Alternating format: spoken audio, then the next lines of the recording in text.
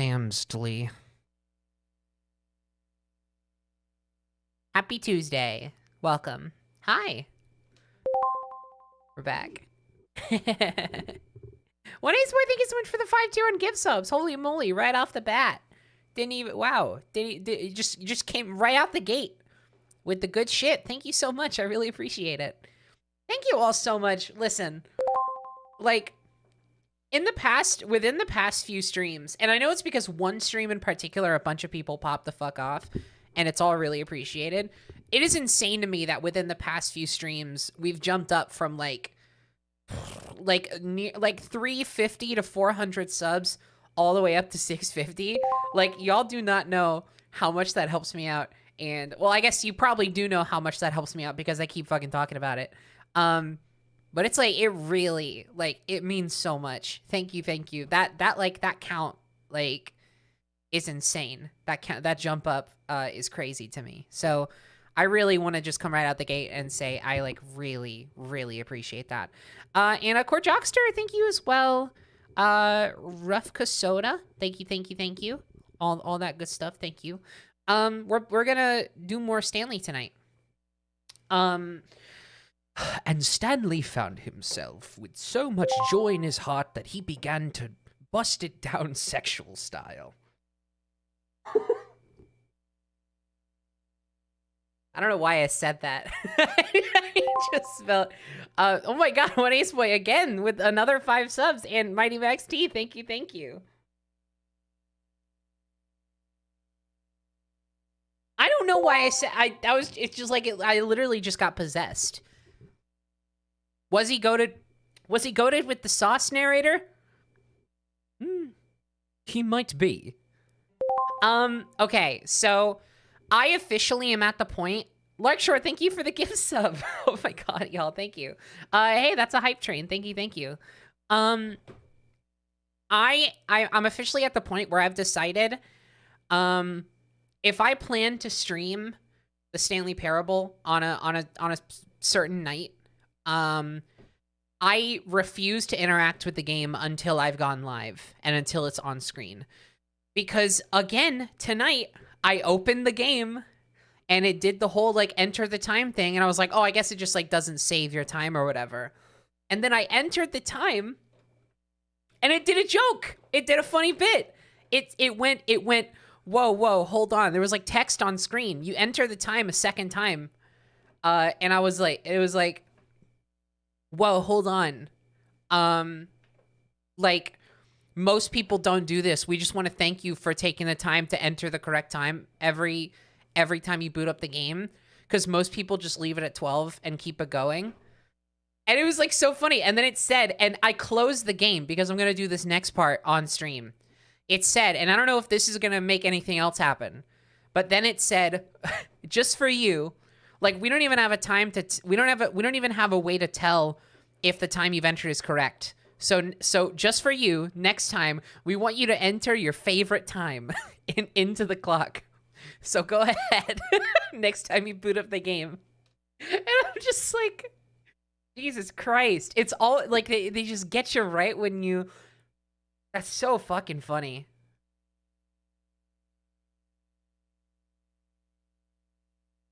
Did that happen on Joy's stream? Did that happen to her? That's fucking incredible.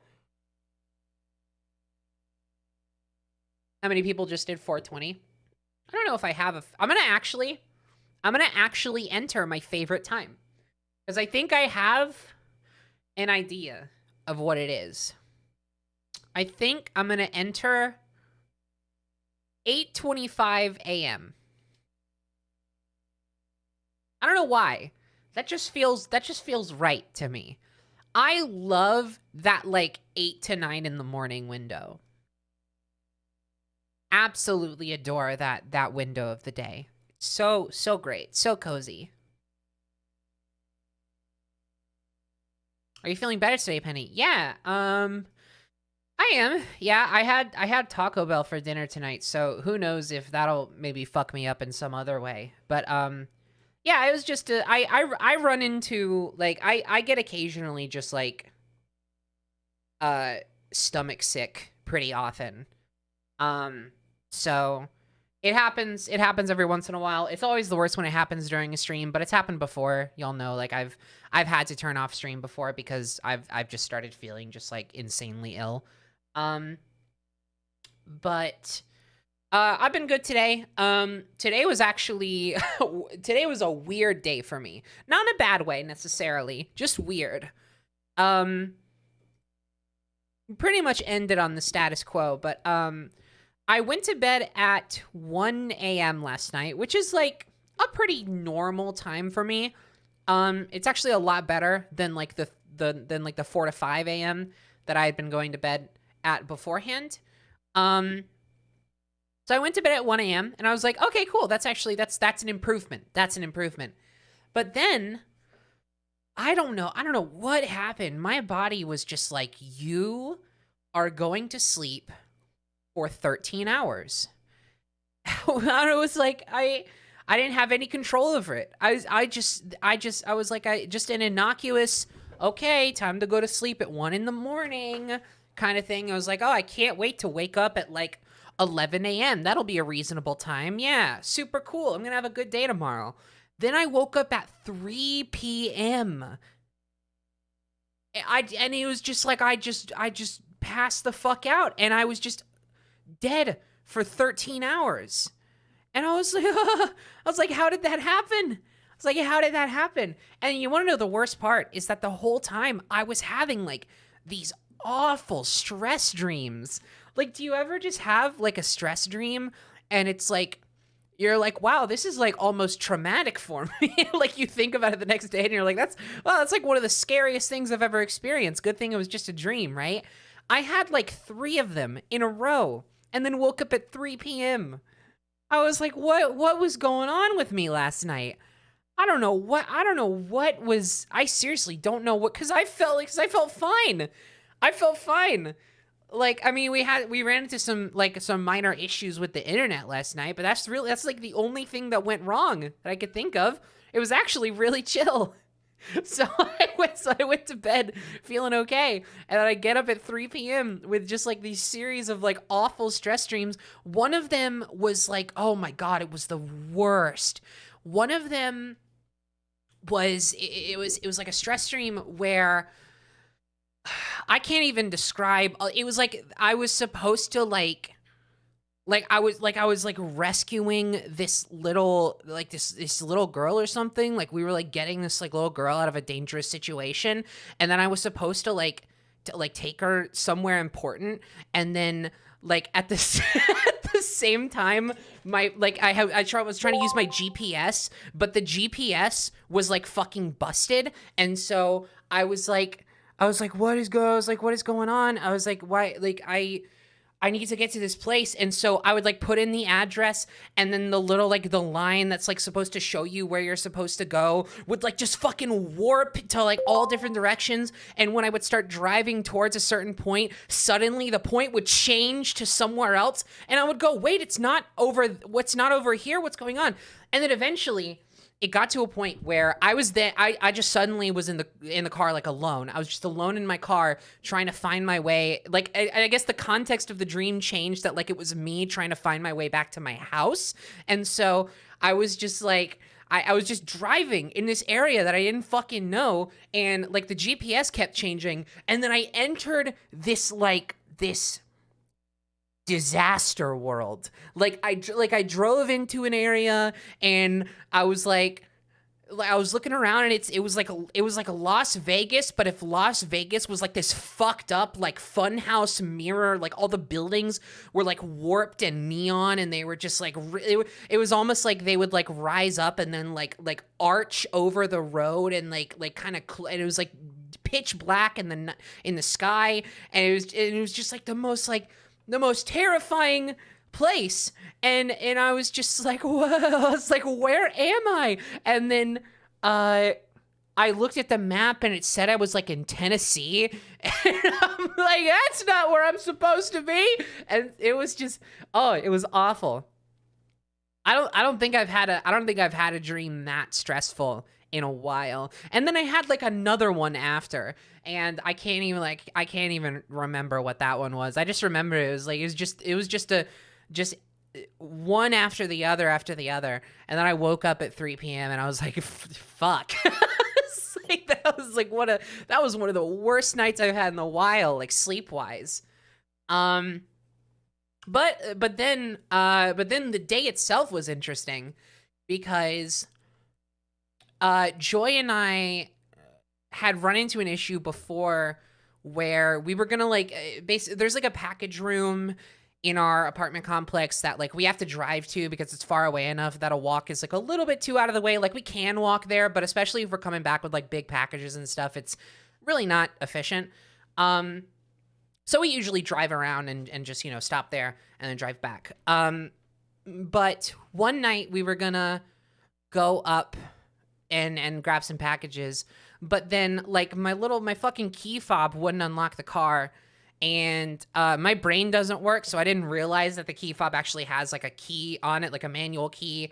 So I haven't had this car for a long time, so I was just like, we'll just walk there. Like we were really like, we weren't in big like, oh no, there's a problem with the car mode. It was just like, oh, we weren't like going anywhere important. We were just gonna go pick up some packages, so we'll walk there. We get back, completely forget about it, right? Because that's what ADHD is like. So today, Joy had been really wanting to go down to the Game Trader store that's near us, and we're just like, okay, yeah, we'll just make a quick trip. And I'm like, yeah, we'll make a quick trip, come back, have dinner, I'll stream after that, yada yada yada. So we get out, and then oh no, you know what it was? We didn't forget about it. It was the thing that came to mind was, oh, the fob's probably out of battery, right? So in the meantime, I had gotten new batteries, and I replaced the batteries. I replaced the battery in the fob. So I'm like, okay, I replaced the battery. It should be fine. Didn't even think about it, right? So we go out to the car today. I know the battery's replaced. Try to unlock the door. I'm like, oh, damn. I guess something else is busted. So I open the door manually because at that point I learned about the key that's attached to it. And, by the way, this is not a stress stream anymore. This actually happened. This part's real.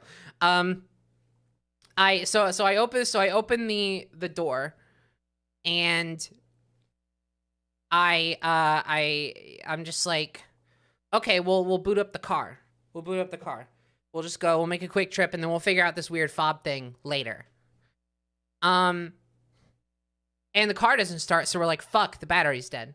So that was the whole thing. So basically today, we tried to then jumpstart the car, and we got it running enough to where we could go get the battery replaced. But then it was like, it was being weird. Like we basically, we had to call a friend over, and we had to replace the entire battery basically. So it was like, it was a weird day. Cause I had all those stress dreams, and then I wake up, and then like my car has to have its battery replaced. And then at that point it's like 6 p.m. or no, by the time we got home, it was like 6:40. And I was like, damn. It's like I woke up so late and spent the whole day like in car maintenance mode. So it's been a weird day, but again, not a bad one. You get those days that are like tiring, but not necessarily negative. It's just like, oh, this is just something that happens sometimes, But I am very excited to play more Stanley because I had a great time on Sunday when we did that first one. And then last night, Joy streamed basically all of it. And I was like, God damn. I was like, how do you even do that? And I was like, oh, well, it's because I got sick during the first one. But I want to see the rest of it. I'm really excited. What I do when I have a dream about Nightmare, Tennessee is I have a Mountain Dew thrashed apple. Available at your local Kroger brand store. What? Thank you for the $15. What is a Mountain Dew thrashed apple? Is that a thing? I typed Mountain Drew. Mountain Dew thrashed apple. Exclusive item. I would put this on screen, but I don't know if it's gonna like show my zip code or anything. I don't want that. What the fuck? They have, like, evil apples on the... What? This looks weird. I don't drink Mountain Dew. I don't know why I care about this. But you're right. It is exclusive to Kroger stores. Yeah. Only apple I care about is Temptation. I did a callback to, and continuation of the Penny finds Temptation the apple weirdly hot bit in my Assassin's Creed movie commentary. And I just want people to know that. I'm like weirdly proud of that cuz like I've never done like a I don't want to say never, but I don't know if I've ever released like a sync track, like movie commentary track before. Obviously we've done the practice dubs, like we've posted those, and those kind of operate in the same way. But like this is the first time I just just did like a standard commentary track, and I had a lot of fun.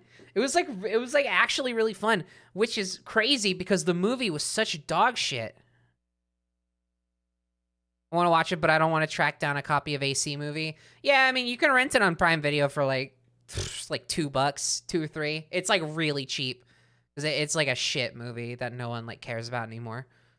Gonna be real, that was the only reason I watched the movie. Yeah, it was the only reason I watched it too. It was the only reason I watched it because I was like, am I gonna watch the Assassin's Creed movie for this marathon that I'm doing? And then I was like, I might as well. I'm doing everything else. I mean, at this point, I've read the comics even, so like, why the fuck not? And then Then I had the idea of doing the commentary track, and then I was like, oh, that would be way too much fun to pass that up. I haven't seen Assassin's Creed movie, but wow, I hear it's bad, like one of the worst video game adaptations of all time. It is weirdly bad because you'd think Assassin's Creed is actually pretty fucking easy to get right in terms of like a movie. Cuz it has all the appeal. It's a crazy cool franchise. And visually, the Assassin's Creed movie kind of nails it. Like a lot of the visual aspects are actually pretty sick. And like, it's just so weird how much they fucked it up. Like it's like they mess it up in all the ways that you'd think wouldn't be possible, but they did. It's like 70% of the movie is focused on the modern day stuff, which is all just like the most drab, like boring, slow paced nonsense. And then every time they cut back to the actual cool, like, historical assassin segments, which is what you're coming to the movie for, it's like a 10 to 20 minute action scene, and then they cut back. Let me guess, not even set in Italy. Well, I mean, Assassin's Creed isn't like, it's not necessary for Assassin's Creed to be set in Italy. The first game wasn't even in Italy. The first game was the Holy Lands. And then like second is Italy. Yeah, it's like Jerusalem and what are the other ones? It's Damascus, and then the second game. Not even all the Ezio games are set in Italy. Second game is Ezio, and that's Italy. And then the third, or not Assassin's Creed 3, but by the third I mean Brotherhood. That's like Rome, I think? Rome? Right? It's Rome, right? Yeah. And then Revelations is... Oh, fuck. Where's Revelations? I'm so bad at Oh, yeah. Then Revelations is in, like, Constantinople. Rome is in Italy. Sorry, I'm just trying to run through the specifics, because in Assassin's Creed 2 is like really kind of like spaced out to a bunch of different maps, And then Assassin's Creed Brotherhood is just like one big map that's just like Rome, you know?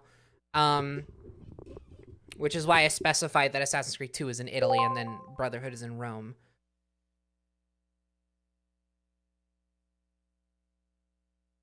Have you tried watching that one Prince of Persia? I watched it when it came out, when I was like super young, and I had never seen a Prince of Persia game. Yeah, 3 is Revolutionary War era America.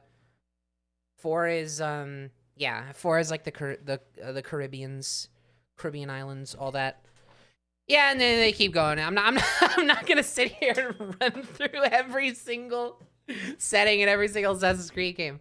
I'm just saying, you know, it's not necessarily Italy. Well, and like the movie isn't based off of any of the games in particular, and it's actually like canon, which is weird because it's a canon movie that is reminiscent of the structure of Assassin's Creed 1 and like clearly calls back to Assassin's Creed 1 with like the character structure. But it's not based off of Assassin's Creed 1. It's like it takes place in universe in a separate time period.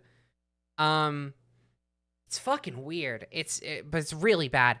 And if there are any like Assassin's Creed fans who are like, I don't know if I should watch the movie like to like fill out the lore or anything, I'm gonna tell you right now, it is not even worth watching because it's canon. Like it's not. It adds nothing. It adds nothing. It like there's one development that you can maybe say you could get some kind of value from knowing, but even then, like that's a stretch, and even then, like you can just read about that one. It's like a very small thing.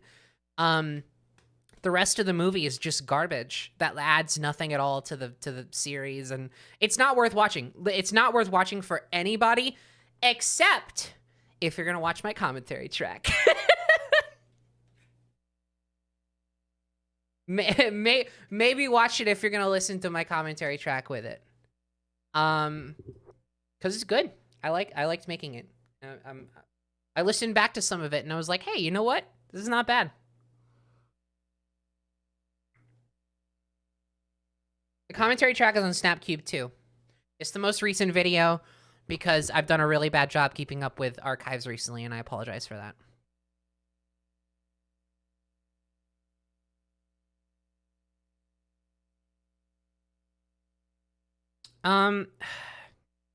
OBS is giving me some encoding issues right now, and that's a little frustrating to me. Let's go to super fast preset. Hi there, Fuzzball. It's bucket time. It is bucket time. Thank you so much, Megawatt. Yeah, it made me want to make more commentary tracks. Oh, is that not on my end? Probably not. No, it was doing it last stream too. I was just getting like these random hitches. And I straight up do not know why it is doing this.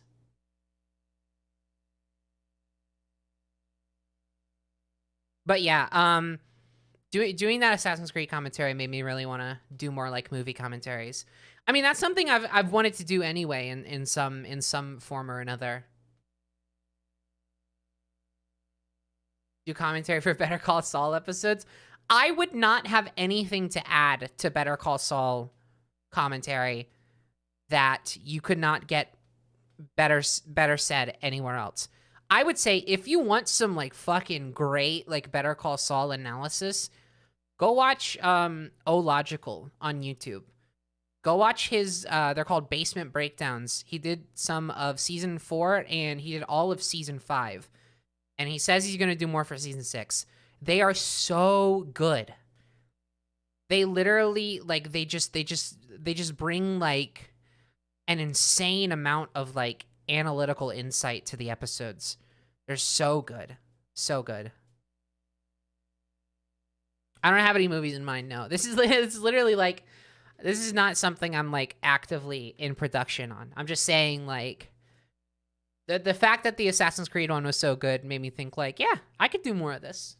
And that's all it's done. Like I haven't thought of anything yet. Have you been watching the latest episodes of Better Call Saul? No, I denounced the entire show, and I've vowed to never watch it again. Right as season 6 came out. It's the last season. It's really exciting. It's going to end the show, and it's like one of my favorite shows of all time, but I've decided I'm never, ever going to watch it ever again. Especially not as it comes out, so I don't get spoiled. Hi there, Fuzzball. Best part of Assassin's Creed for me is discovering one of my college's classics. Professor streamed Odyssey on Twitch as a class thing. Thank you, Izzy. Wait, let me read that again. Sorry, my brain was in another universe. As far as Assassin's Creed is discovering one of my college classes, Professor streamed Odyssey on Twitch as a class thing. Okay, that's kind of sick. That's kind of sick. Although, I would hope it was with a lot of commentary and added context to some of the more inaccurate parts. I would assume so if it's a class thing. Assassin's Creed has made me want to learn more about these periods of history. Well, because it just made me realize how little I know about most of it. What if you did that, but it was about Disney original movies and you got, okay, yeah, I see where this is going. I have a friend involved, maybe Ryan or something, just kind of summarize it. Maybe you can give it making up stuff about it. Ha ha! No, that's a really good idea. And in all seriousness, Chase and I have been trying really, really hard to get Mount Mulhill back up and running. Believe me when I say, the fact that Mount Mulhill has not happened since the last Christmas episode, the fact that it's not happened since then is not because we don't want to do it. We literally talk about it all the time. We are like, oh my God, we need to do more Mount Mulhill. It's just full transparency from my perspective. A lot of what's holding it up. I mean, it's also scheduling and we've had a lot of shit going on our own ends, and that doesn't seem to be dying down in the next couple months anytime soon. But that being said, there's also a bit of a mental block there for me. And I think I've brought this up before, but essentially right now I am trying to find a new angle for myself on that show. Because, the whole conceit of the show is that we watch the Disney movies and we talk about it, and that's the part that I'm really good at. I'm really good at riffing about Disney Channel original movies, and I'm really good at being comedic about the discussion about the plot of the movies. But the problem then for me comes with the more analytical portion, where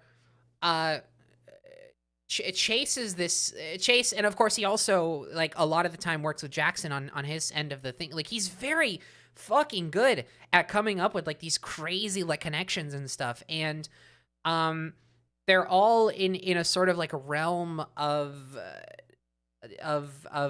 subject matter that I just am not knowledged about in the same way.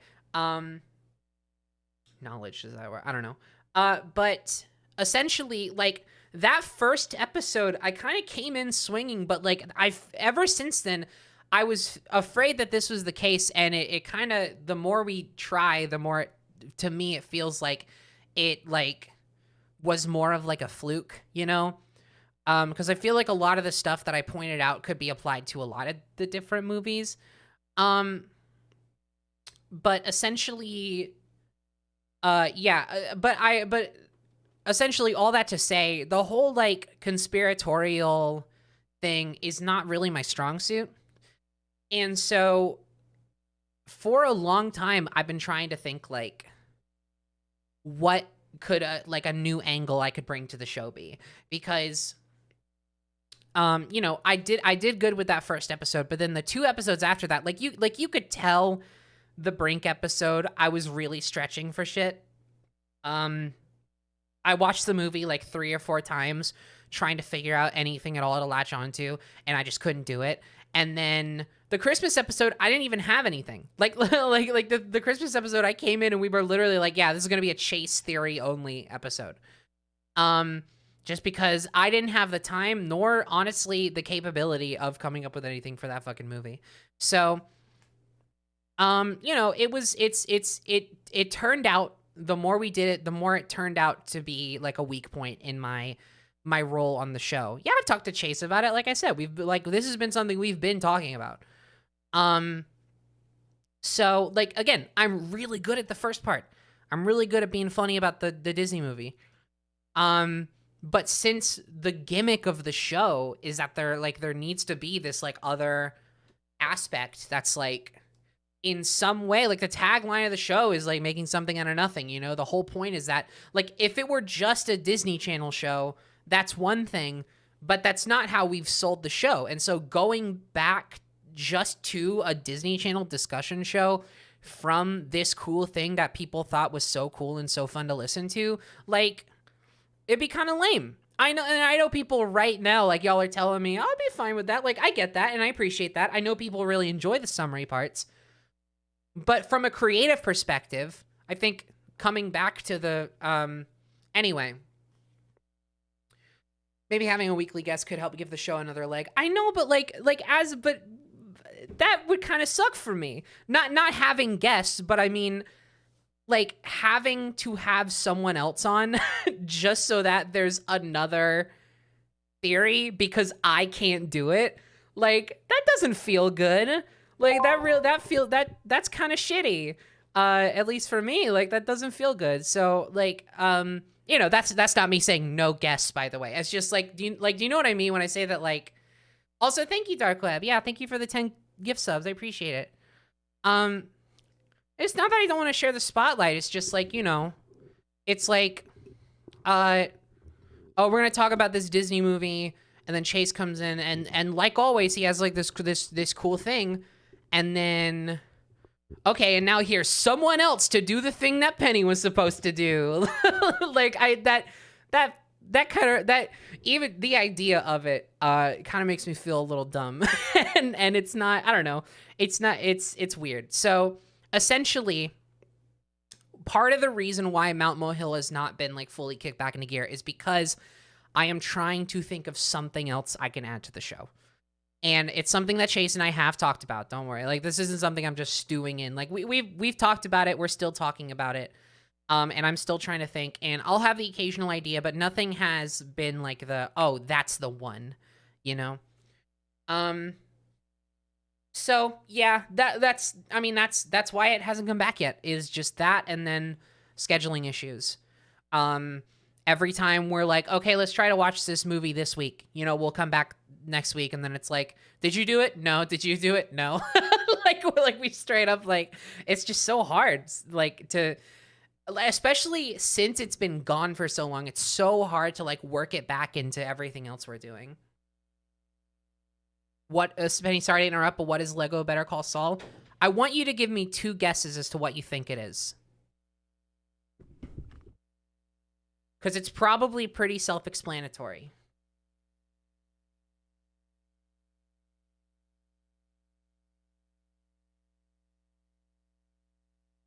You could just bully Chase. like in the show? Like he's saying his theories, and then my contribution is to take his theory and then be like the skeptic that like goes in and like proves exactly why his shit's... No, that's not fun.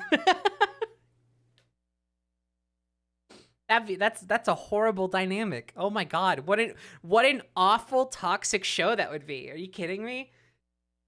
Yeah, it just turns into a fucking debate show. Oh, I could call him a poopy pant. You're right. That's true. It's a little bit funny, but it's not good for a show. It's like funny as a bit, but like, god, that would not be a good show. Oh my god, that wouldn't be a good show. The energy would get so rancid so quick.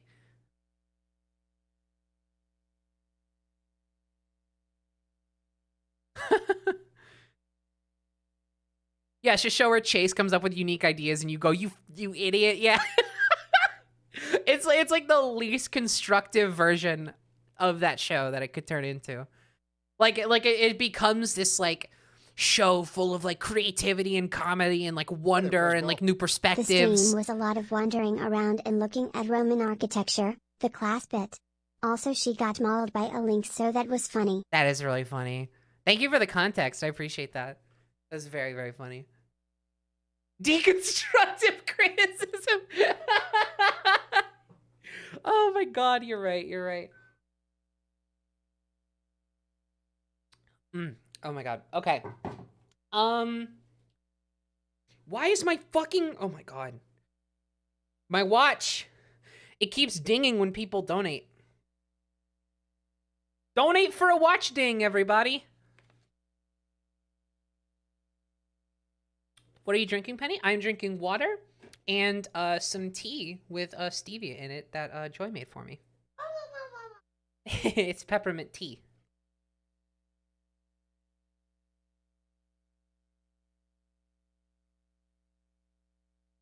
Is Sophie helping you with Sonic Destruction 3? Sonic Destruction 3 does not exist right now.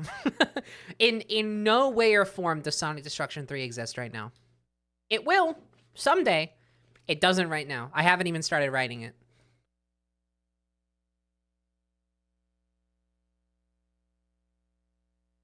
I think right now, in terms of like Penny Sonic projects, top priority is getting the Shadow dub finally recorded.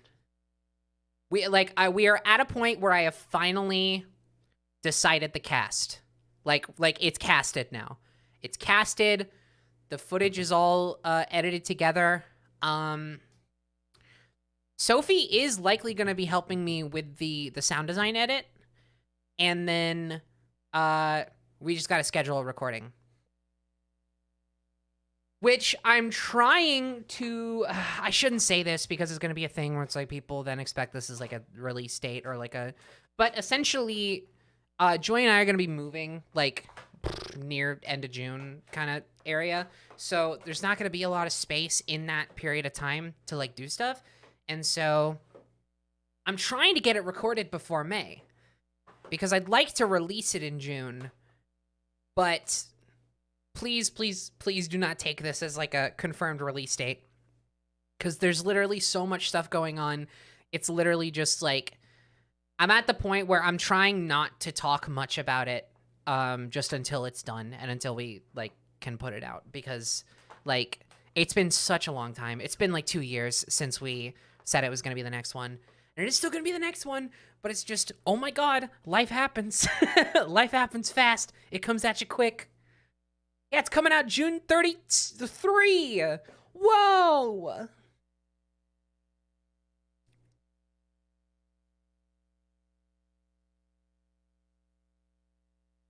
So I watched the Sonic Prime teaser like 20 times today. Yeah, it looks neat. I'm trying, like, okay, obviously I'm excited about it. I'm trying not to get too crazy hyped about it. Because, like, I need to see more. Hi there, Fuzzball. I should be working on essays and presentations for college finals, but also this is making my pulse not be above 100 BPM, so say love you, man. Well, Hi there, Fuzzball. Oh. Chase makes a conspiracy theory while Penny makes an actual mountain of dirt to bury him under at the end of the show. Yeah, and every episode is just see how big you can make it. Yeah. Thank you both for the $5. I appreciate. What was I gonna say? Oh yeah. So Sonic Prime looks neat. I think the animation style has a lot of potential. Shoulder's kind of weird, but I feel like maybe in context and some better shots, it'll look a little better. I think obviously the eyes and everything look solid as hell. Devin seems like the sweetest dude on planet Earth.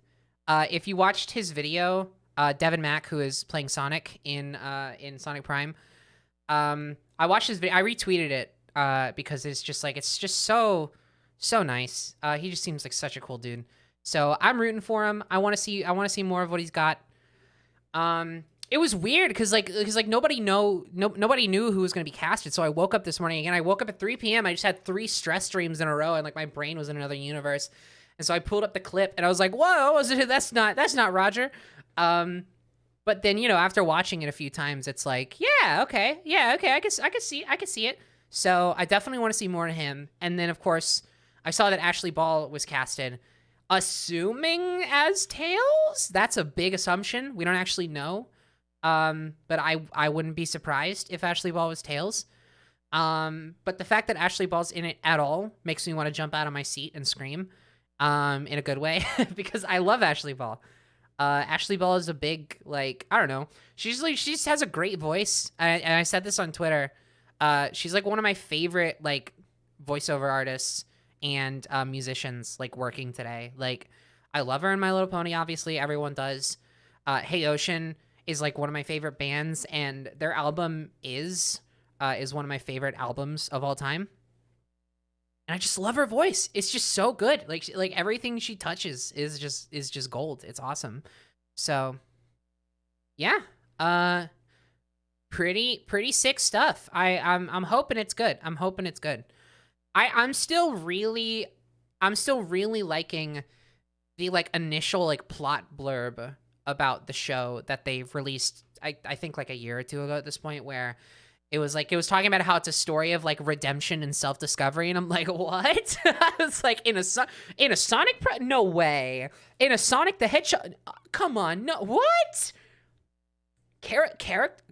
Did you say hold on? Did you say character? No. What? So, it makes me excited. It makes me very excited. Do you hope humans return for Prime? I don't ever hope for the return of humans in a Sonic property, nor do I ever, like, lose my mind when they're in it,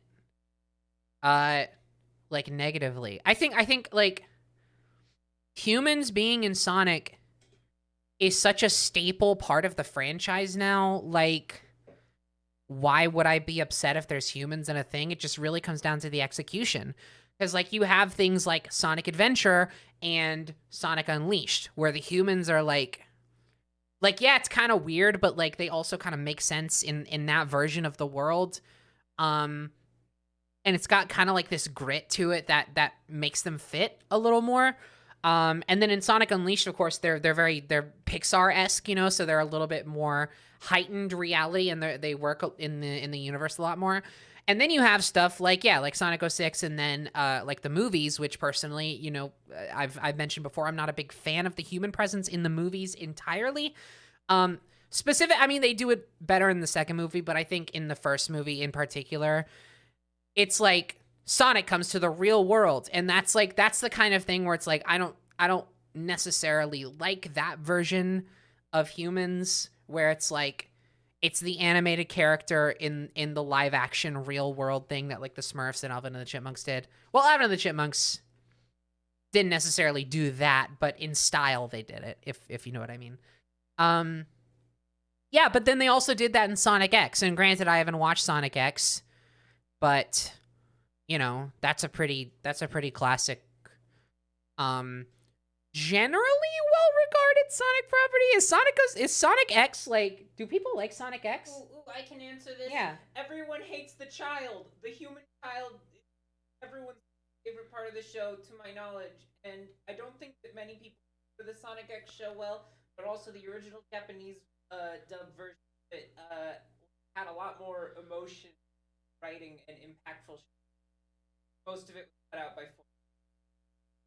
Okay. Well, there you have it. So, I don't know. If there are humans in Sonic Prime, I won't be like, what the fuck? Sonic should just be like a funny story about a blue hedgehog fighting Eggman, and it's silly Saturday morning cartoons. What?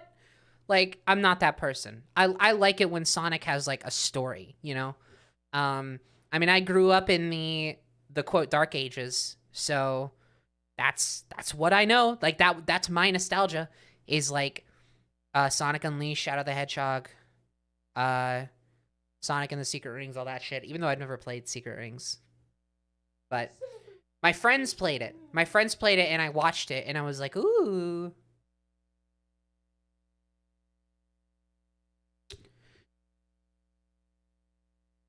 I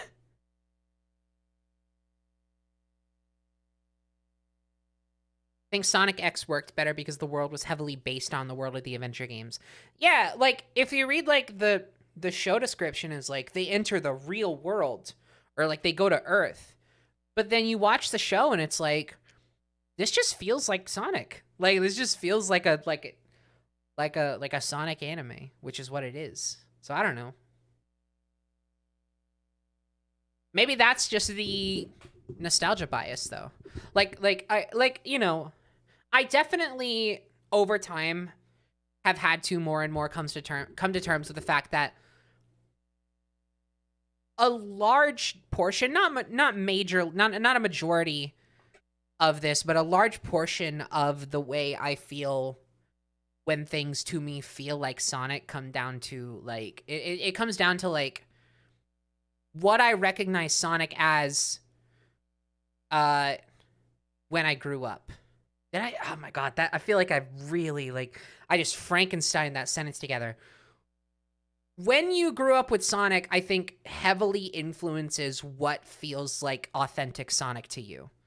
And of course, again, and I'm not saying that's most of like what I feel like is authentically Sonic, but at the same time, it's a big part of it.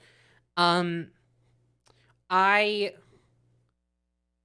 grew up in like the dark ages of Sonic. That was like my childhood version of Sonic, and so I have a lot of reverence for that like super kind of serious, edgy Sonic tone, and Sonic Unleashed in particular, I still feel like is like the perfect mesh of lighthearted storytelling with like big scope and lore and stuff. And honestly, a lot of that comes down to just me liking that stuff anyway, and of course, that kind of stuff influenced my taste growing up, and so as an adult, I have taste for that. Like, that's the kind of stuff I gravitate towards just because it's, over time, I've grown to acknowledge that, like, yeah, I like it when things are like this.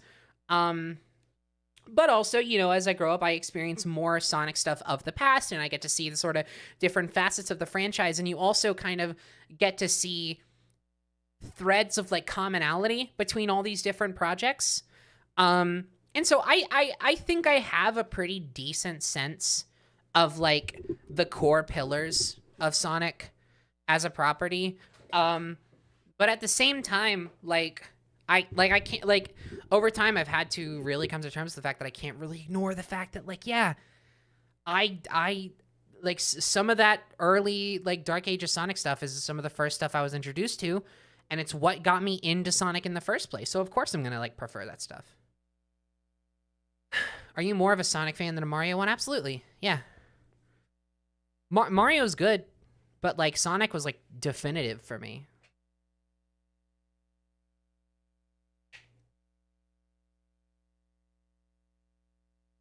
I like, you know, I'm a fan of Mario games individually, but I'm not like loyal to the Mario franchise, you know?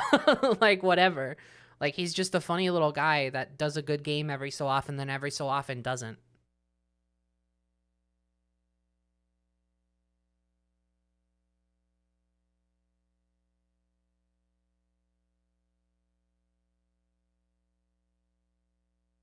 Is the Sonic Boom show good because Sonic 2 made me want to watch more of these characters just hanging out?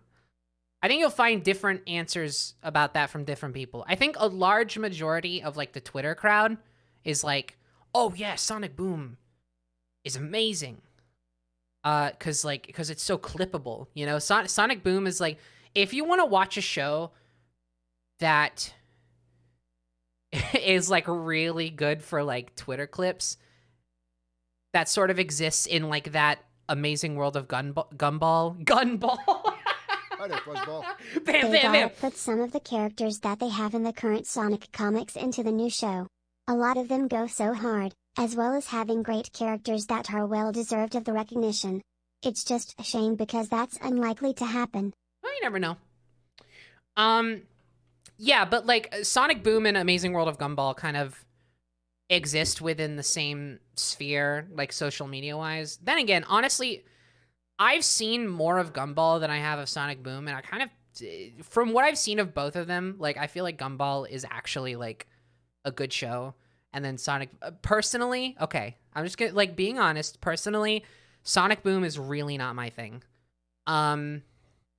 It's exactly the kind of like overly quippy, like overly meta kind of like jokey tone that I don't like for Sonic. and that I just don't really super like in things in general. It's not really my cup of tea. I tend to like things with more sincerity to them. Not saying I can't enjoy like your Deadpool every once in a while, but like at the same time, you know, overall, I tend to enjoy things with more like sincerity and more that just don't have to be so like wink wink nudge nudge, you know. And I feel like, you know, Sonic Boom after season 1 just kind of further and further started really leaning into that like kind of meta humor. And it's just not for me. It's not, and that's why I'm so excited about Sonic Prime. You know, that's why I'm like, and again, you know, I'm not gonna get like extremely excited until I see more, and it seems worth getting excited for. But, his Stanley Parable is pretty meta, yeah, but it's not like shallow meta. There's a difference between Stanley Parable meta and like Sonic Boom meta, you know, like I don't know. I don't have like the amount of research under me to be able to like get into it right now. But personally, I think there's a difference between like the broom closet joke in Stanley Parable versus the joke where like Sonic says the word Roger in Sonic Boom, and then they make Knuckles say who's Roger, and then in Roger Craig Smith's real voice he goes, he's talking to me, which is funny, don't get me wrong, it's funny, but it's like too much of that is what Sonic Boom is to me. And it's like, oh yeah, it's funny because the voice actor's name is Roger, and it's like that's about the extent of Sonic Boom meta humor that I've seen. And again, in small doses, that's great. In small doses, I'll absolutely take that. Like you know, I'm not a fucking like critical robot, but like at the same time, like I don't know. Again, I like sincerity. I like when things are not afraid to be like super immersed in their own world.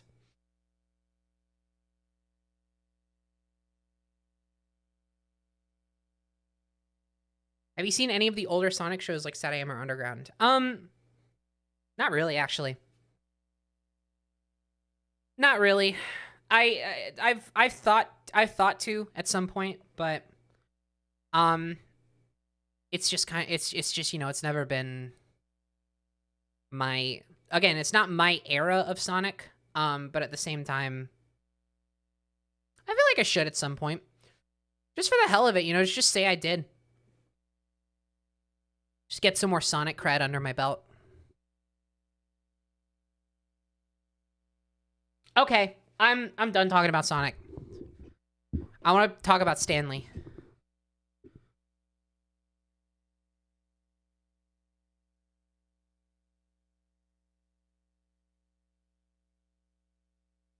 Let's talk about Stanley Parable.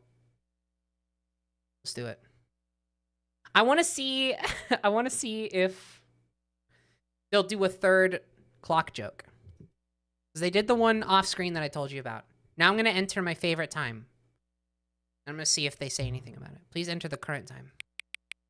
Oh, I'm going to enter 8:25 because that's my favorite time, I think. It just gives me good vibes. 8:25 a.m. Ah, 8:25 a.m., your favorite time of day. You simply not resist giving me the correct time again. No, I did the first one. Know how much you enjoy setting the time correctly. Okay, now I'm curious how accurate 8:25 is. Let's use another slider to find out. How accurate is 8:25 a.m.? Oh, it's way inaccurate. You know, can I just say, regardless of the accuracy of the clock, I'm having a great time adjusting these settings. I feel like I'm learning more about you and how you like things to be set. It's good to collect data. I wish we had more sliders, but we've gone through all the sliders I have. Perhaps I can invent some new sliders to gather new data on you. Shouldn't be too hard. Yeah, let me whip up a couple new ones up. Should be ready by the next time you boot up the game. Fuck. Oh man, I want to see these sliders. Okay. Okay, I want to see the sliders. I want to see the sliders. I want to see the sliders. I can't resist. I need my data to be collected. I need my data to be collected. I want him to know more things about me.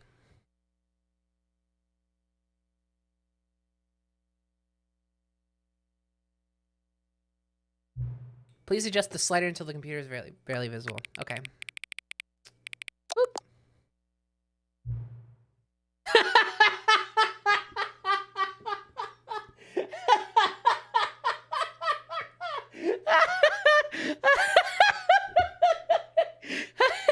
Oh, man.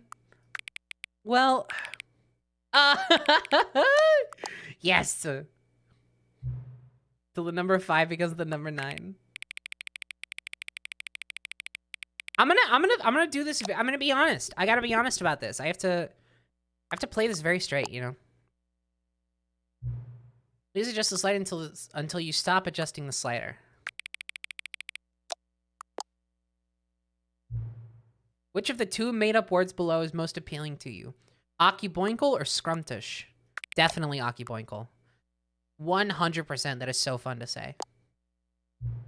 Please don't adjust the slider. Okay, sure. You know what time it is right now? Yeah. Is it the time that it is... Is it the time that it is right now the correct time?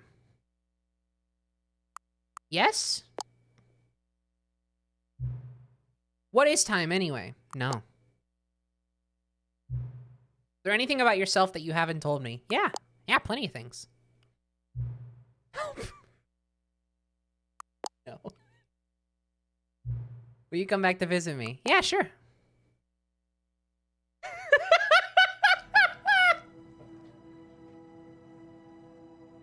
Okay.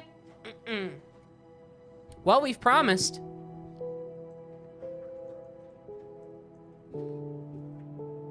I like how it's still the Stanley Parable too. That's really exciting.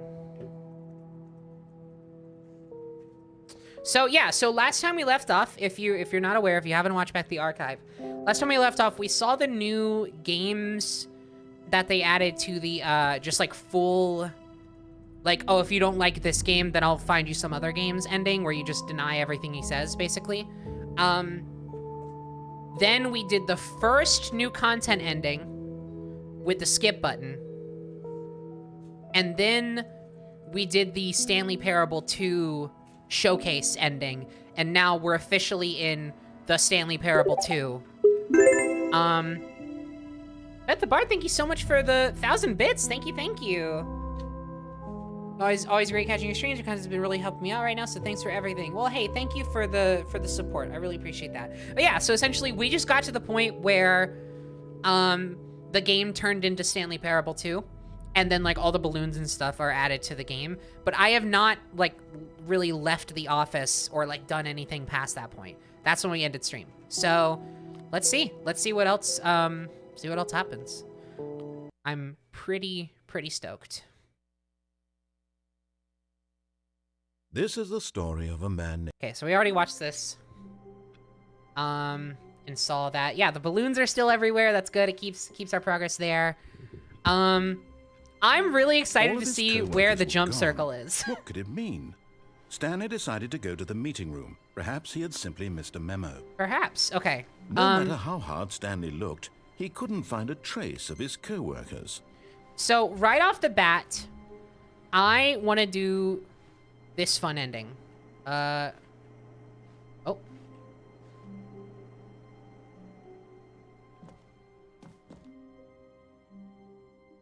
Oh no, I found a glitch. Stanley assumed he'd broken the map until he heard this narration and realized it was part of the game's design all along. He then praised the game for its insightful and witty commentary into the nature of video game structure and its examination of structural narrative tropes.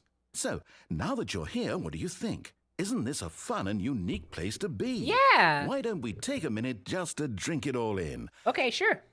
Okay, I'm over it now. What do you think? Are you sick of this game? I'm still drinking, dude. No, I'm still drinking. Ah, then in that case, we'll continue. But now, here comes the real question. What do you think would have happened if you had told me that you wanted this to stop? Do you think it would have been particularly different? Would I have taken the same idea but rephrased it superficially to fit that answer? Perhaps you never would even have thought of it if I hadn't brought up the issue in the first place. Oh, now think about it. Will it be worth it for you to restart and then come back here just to do the other option? Clearly, this whole gag takes some time. What if the other option is even longer? How long will you spend in total just to have heard all the narration? Yeah, if only we had a and this skip is button. rich. Perhaps you've just played the other option, and now you've come to see what happens in this one. So, what do you think? Which choice was the better one? Imagine if you had selected Continue on your first playthrough, how tantalizing it would be not knowing what happens when you pick the other option. I know. Indeed, you are one of the lucky ones. Though if the other option is really miserable to listen to, then perhaps you're not. In fact, I'm just going to say that no one who's listening to this is lucky. Well now, I've built up the other options so much that I'm going to stop talking and leave you to your decision whether to come back here, continue with the game, or just sit in this spot forever and ever. Cheers. All right. I don't know, chat. What should we do? I actually have forgotten if there's anything more past this point. But also, I've seen this before. I'm going to begin the game again. I just wanted to do that real quick. Just get it out of the way. All of his co-workers were gone. What could it mean?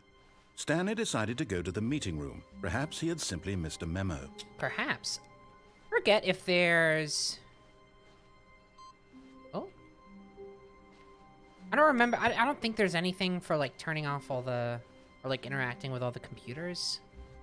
Oh, the bucket! Stanley lifted the bucket into his arms, Yes! and a wave of comfort rushed over him.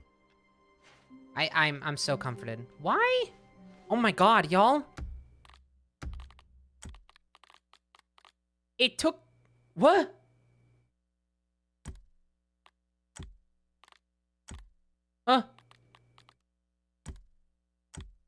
It took... It, like, wasn't letting me do number 7, even though it was set to number 7. Okay, so it's okay, though. It's number 7 again. Stanley clutched the bucket tightly to his chest and entered the door on his left. I still really want to see how the bucket is, like, integrated into all the other stuff, but at the same time...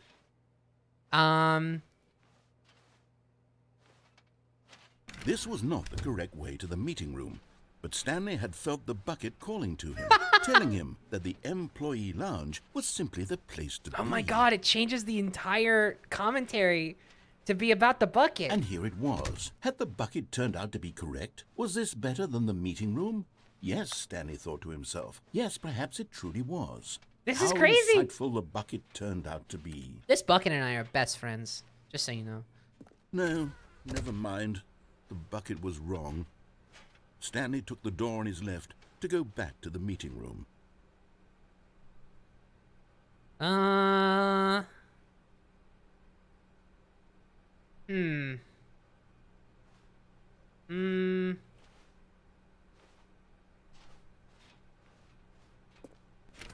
No, said the bucket. don't go to the meeting room. Go somewhere else. The cargo lift, yes. Go there. Go to the cargo lift.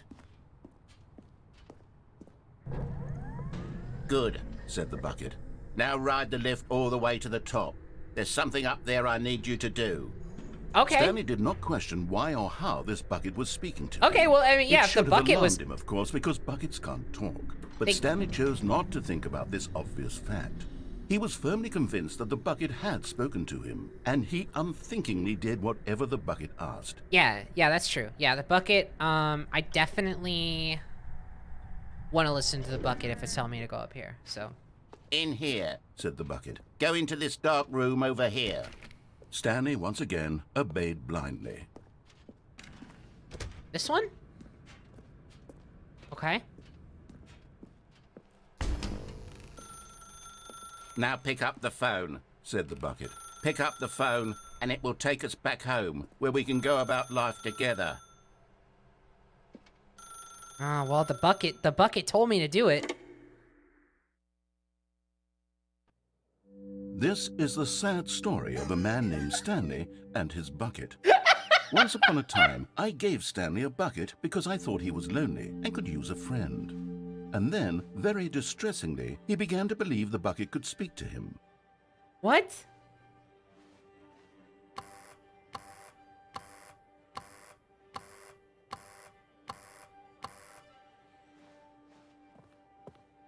Oh, hi, bucket.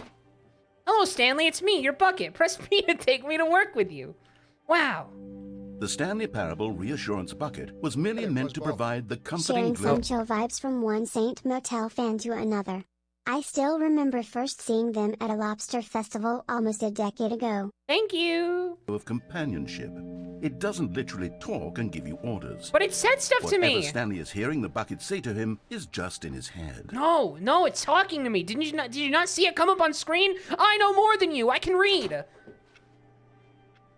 Why did it take me back home with you? Of course, Bucket. Lately, I've been concerned about him. Wouldn't you be concerned as No! well? To see him delusional like this, obsessing over an inanimate metal object? It's I really want to normal. say something to him, but I don't know how I can convince him. I don't know if he'll listen to me. How does he know that you're not the Bucket? I gotta go back to work. Oh, I'll try anyway. Stanley, can you hear me? Are you the Listen bucket? to me. It's just a bucket. It can't think. It can't talk. All it will ever truly do for you is effectively transfer a liquid from one location to a different location. That's it. It doesn't do anything else. Don't listen to the loud man. Press F for us to go back home. Yeah, you're right. Let's get out of here. This environment it's oppressive. It's oppressive. You see, he's not listening. He's still taking orders from the bucket. Where's my bucket? You know, once upon a time, it was me he took orders from. Me he trusted and listened to. Now all he cares about is his awful bucket. This stupid hunk of We're metal. dancing in the middle of the room. Press H to ignore anyone in your life except for me. Gladly. It's sad, but I suppose he doesn't need me anymore. From now on, he's just going to cling to this bucket, this cold, empty bucket, this sort of shiny bucket. It is shiny. That's part of why I like it. This. The bucket does have a nice shine to it. Yeah, that's part of why I like it. You believe I'm real, don't you, Stanley? Press C to go back home. Yes, I suppose on closer inspection that it doesn't quite look like your average hardware store bucket. It's just a little more, what am I trying to say? Sturdier, more capable of transporting liquid. Like it would be better at moving an amount of water from one room to another. Big Bang Theory date night with the bucket. Bazoinzas. Press T to relive the same day with me over and over. We get to do Big Bang Theory date night every day? Ugh, hot dog! Oh my God, what am I saying? Better at carrying water from room to room. It's a bucket. It's literally just a bucket. Why do I feel some need to point out the ways in which it's so much more than just a regular bucket? It's shiny. Press T to go home to work, to home to... Go home to work, to home, to work, to home. Oh no. I'm having feelings for the bucket. No. What's going on? Why do I want to be with the bucket? Hear what the bucket has to say. Do anything it asks. What's wrong with me? I don't understand. Perhaps if I had the bucket, this would be less confusing. Yes. The bucket could tell me what to do in this troublesome situation. Stanley, give me the bucket. No! Give it to me. No, give it's me mine! the bucket, Stanley. I need it. No! Give it to me now. No! Give it, or I'll... No!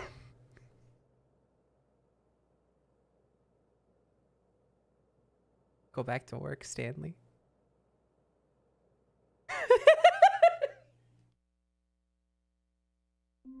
Fuck! Oh my God! Where is it? All of his co-workers were gone. What could it mean? Stanley decided to go to the the bucket. meeting room. Oh, the thank God. confusion and the chaos all seemed to melt away as Stanley embraced the bucket. So... I feel like... we need to do most of the things with the bucket. Let's go back to my office. Damn it.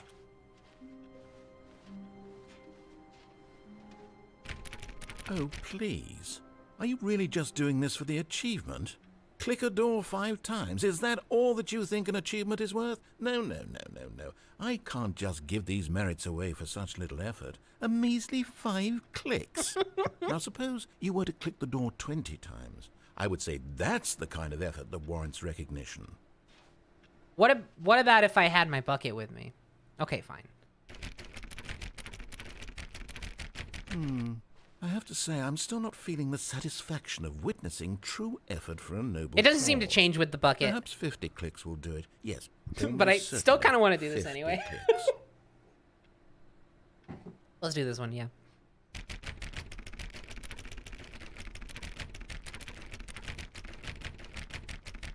This has to be enough. Come on, man. No, I'm still not feeling it. You see, now that you've gotten the bucket involved, my standards have gone up. Merely clicking a single door is no longer enough. Now, I want to see you press this bucket against multiple doors. Now, that's the kind of thing that merits an achievement. Why don't you put 20 bucket touches into door 417? Bucket touches? 417, okay. The bucket effect. Oh my god. Who knew that Stanley Parable 2 would be so reliant on bucket AUs? Okay, great. Now, go touch the bucket on door 437 a few times. 437?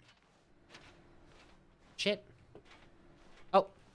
Yes, now we're getting somewhere. How about door 415? Give it some bucket love. Okay, well, maybe don't say it like that. 415. Aha. Bucket, bucket, bucket, bucket, Now bucket. back to door number 437. God damn it, man.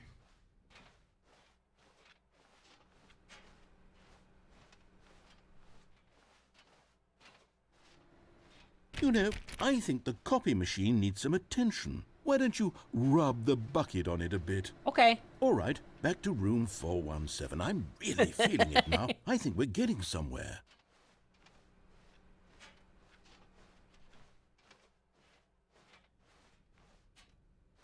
Wait. Where's 417? I completely forgot where 417 is. Oh. Okay, now bring the bucket on top of employee 419's desk.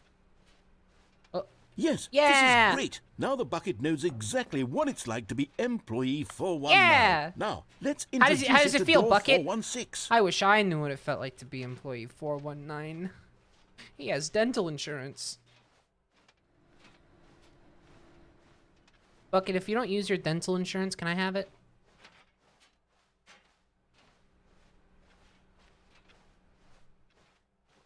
Wait, what? Where's 4?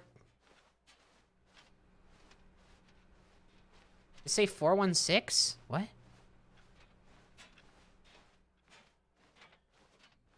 I'm confused. Hold on.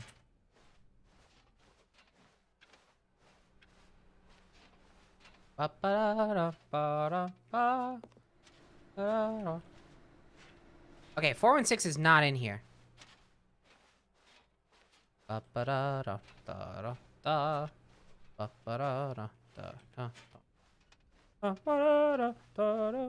Stanley clutched the bucket tightly to his chest.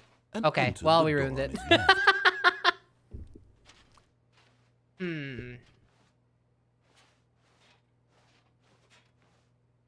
This was not the correct way to the meeting room, but Stanley had felt the bucket calling to him, telling him that the employee lounge was simply the place to be.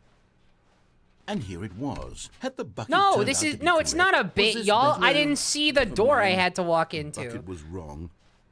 Stanley took the door on his left to go back to the meeting room.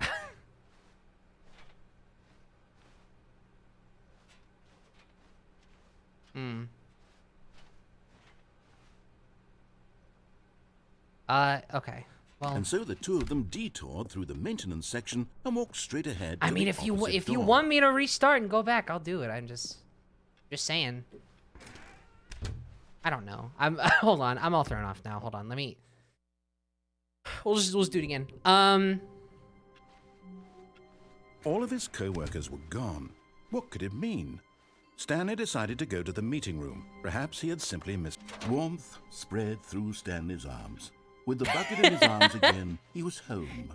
I like how many variations there are. I don't know which one I want to do. I don't know which one I want to do. Stanley clutched the bucket tightly to his chest and entered the door on his left. You know what? There was one thing I saw that I want to try.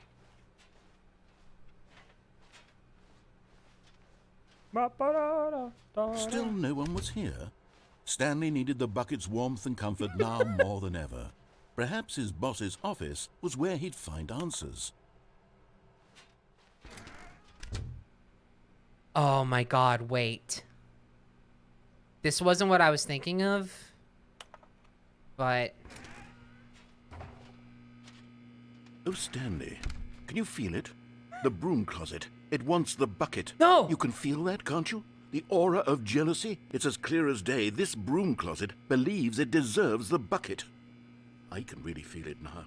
It's a bucket. It belongs in a broom closet. That's what the broom closet is trying to say here. It's supposed to go with the other cleaning supplies. No, it's mine! Good for you, Stanley. Don't give in.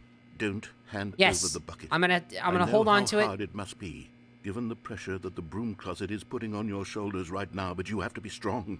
This is your bucket. It's this mine. is your companion and lifelong friend. That's right. You can't hand it over. I went to work to home to work to home to work to home with it. Name calling now, it seems. Is this how low the broom closet has sunk that it has to resort to this stream of petty insults simply in order to get you to hand over the bucket? Stanley, I never liked this broom closet for a variety of reasons, but even this is worse than I had imagined. And wait, now the broom closet has the gall to imply that you and the bucket are not truly deep and lasting friends? No! That your relationship is purely superficial and convenient? Fuck that you! That your life is so banal and meaningless that you'd feel the same sort of kinship towards any inanimate object which happened to lay in your path in an even partially enticing manner? Not a pencil, not a clock. Go on, Stan. Not a hat and not a sock. Really tell the broom closet off for its demeaning comments. You suck, Expand man! Expand on the wide variety of experiences you and the bucket have shared together. Go through we went to Burning Man together, man. Share your journal entries detailing the rich emotional landscape of your feelings for the bucket as they have changed and evolved over the years. Ah! Let him have it.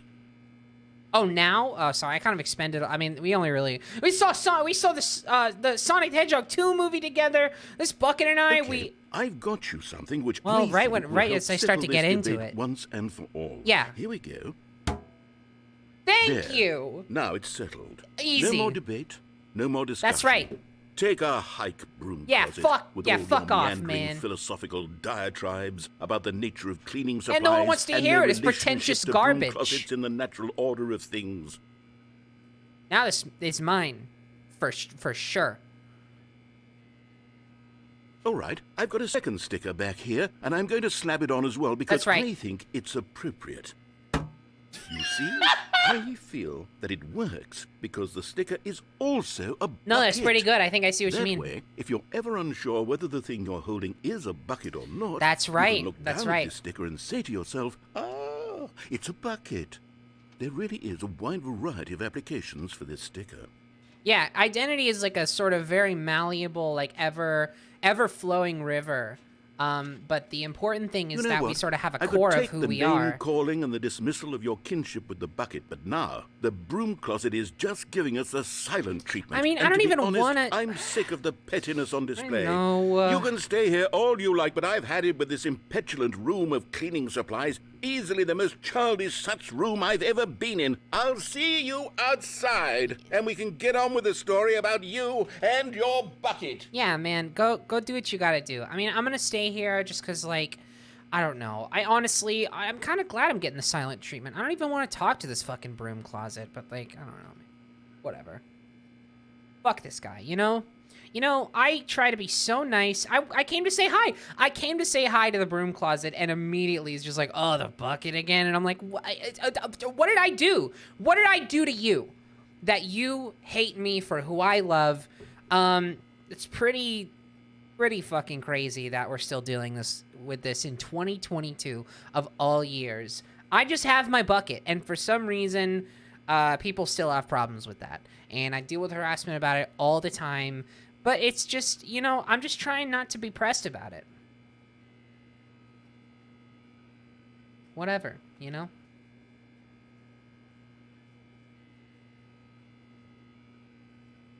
The broom closet ending is my favorite, or it used to be. But, after this, I just don't know. I just don't know if I can deal anymore. See you later, broom closet. Fuck you again. Coming to a staircase, Stanley and the bucket walked upstairs to the boss's office. Yeah, vote in the do you hate the broom closet poll, please. It's very important. Executive bathroom. Is this new? You found one of them. One of the miniature Stanley figurines. Remember, Yes! no reward for collecting all of these, only the intrinsic pleasure of a job well done. No, I just want them. You can't buy that sort of happiness, Stanley. God knows I've tried. Well, so I am. How much was this game again? Each and every moment you'll come across one of these beautiful figurines. I do. I love them so much. I can't wait. Money in the morning, money in the evening, money for breakfast, money crisp. Oh, so great, so great. Okay. Well, I'm so glad we checked the executive bathroom.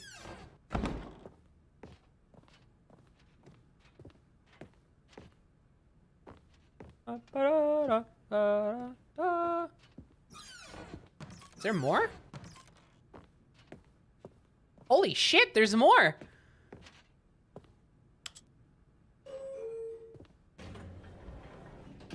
Oh, I don't know if I want to do this yet. Okay, we'll just put a pin in this. Put a pin in this for later. Put a pin in this for later. Stepping into his manager's office, Stanley was once again stunned to discover not an indication of any human life. Crushed by the weight of this revelation, Stanley may have broken down into an emotional dumpster fire. Yeah, I know, not for I'm the pretty close soothing to it. presence of the bucket. Yeah, thank Even God. now, in his darkest of hours, did the bucket's warmth and guiding light pierce the dark clouds of confusion and chaos. It would be with him, always. The bucket would.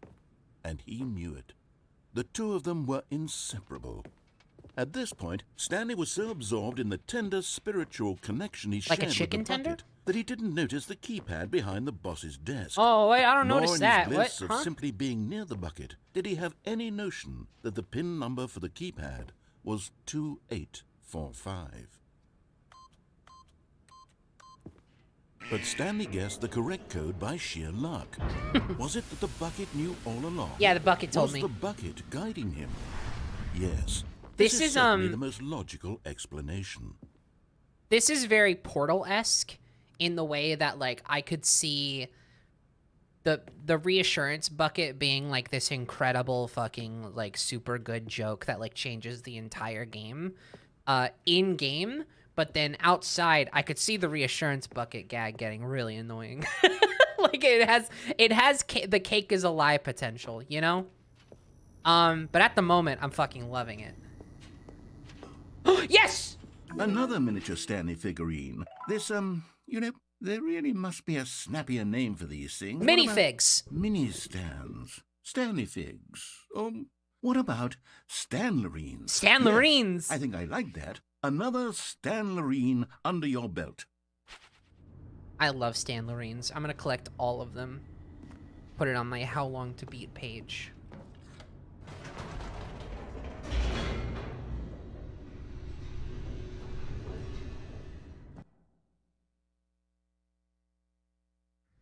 The elevator raced downward, plummeting towards an unknown fate. It would be all Stanley could do to keep himself together, if not for the bucket. Soothing him, comforting him, reassuring that in this darkest moment of uncertainty, he would be all right. The bucket is here for you, Stanley. Everything will be fine. What about if I go back up, though? This is the thing I wanted to do, essentially. Wait, Stanley said to the bucket. Can we go back up?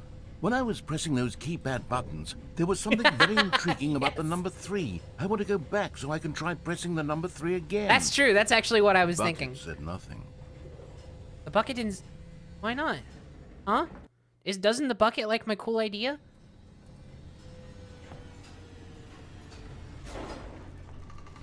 I hope this really cool idea is impressive to the bucket. We share a friendship together. Here we are, said Stanley. Now I'm going to try out that number 3 button. He took the bucket over to the keypad and began absolutely slamming on the number 3 over and over and over. Wow, he said. "The number 3 is such a special button. I'm having the time of my life." It's so fun. Stanley 3 is looked the expectantly at the bucket, but the bucket remained silent. bucket. This Don't was you? a shock to Stanley, who had always felt such a connection with the bucket. How was this not as exciting to the bucket as it was to him? Bucket, why don't you talk Once to me? Stanley had had enough of the number 3, he got back in the elevator. Bucket? You not? I mean, 3 is great. 3 is the number of how many is in a trilogy of movies. 3 is the number of the Lord of the Rings trilogy, you know? I don't understand. Don't you like the Lord of the Rings, Bucket? Yeah, 3 is the prequel to 4, as Chad said. I like 3. I don't think I've had enough of 3 yet.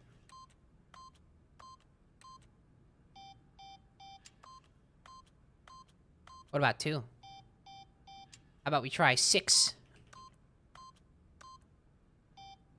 Try put in my room number 0427.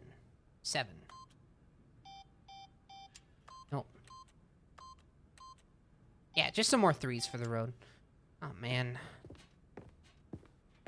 Now I'm kind of, I don't know. Now I'm kind of sad. I thought that was going to be such a cool idea.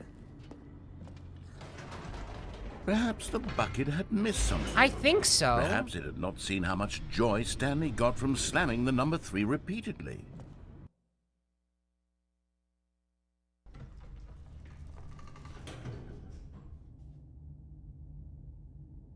Does it do anything else? Fuck. No, said Stanley to the bucket. "You can't go on Yes, yet. yeah. Not till you understand how much the number 3 means to me. It's so You important and I that have we- been through so much together, and I just want you to see what I see. Feel the happiness I feel." He smiled at the bucket, and the bucket said nothing. Why? First the broom closet and now the bucket? All my inanimate friends are starting to give me the cold shoulder. I don't like my shoulders to be cold. It makes me sick the next morning. I get the sniffles every time. "Here we go," said Stanley. "This time I'll really show you." He ran to the number 3 and began to wail on it like a musician on a beloved instrument, weaving a concerto of truth and passion. Do you not He see? wielded the number 3 like a fine artist would wield a paintbrush. Why do you He not told see what I stories see? through the number 3, stories of his dreams and hopes and fears. And the whole time, he looked to his bucket for a reaction of some kind. Anything to let him know that the bucket appreciated what he was doing. The bucket conveyed absolutely nothing at all. Only silence. Crushed by a wave of dejection, Stanley returned to the elevator. I don't know if I'm gonna bring this bucket along with me anymore, if it's gonna act like this, you know? Do you know Stanley when and you... the bucket were so close. Yeah, they'd he'll say always it better been than I there can. for one another. Why suddenly could the bucket not connect with this passion of Stanley's? The question caused Stanley to ruminate the whole way down the elevator. He knew that there must be a way to get through to the bucket, to communicate fully with his dear friend. Surely there was a solution, mustn't there be? This is so sad, man. Okay. Ah.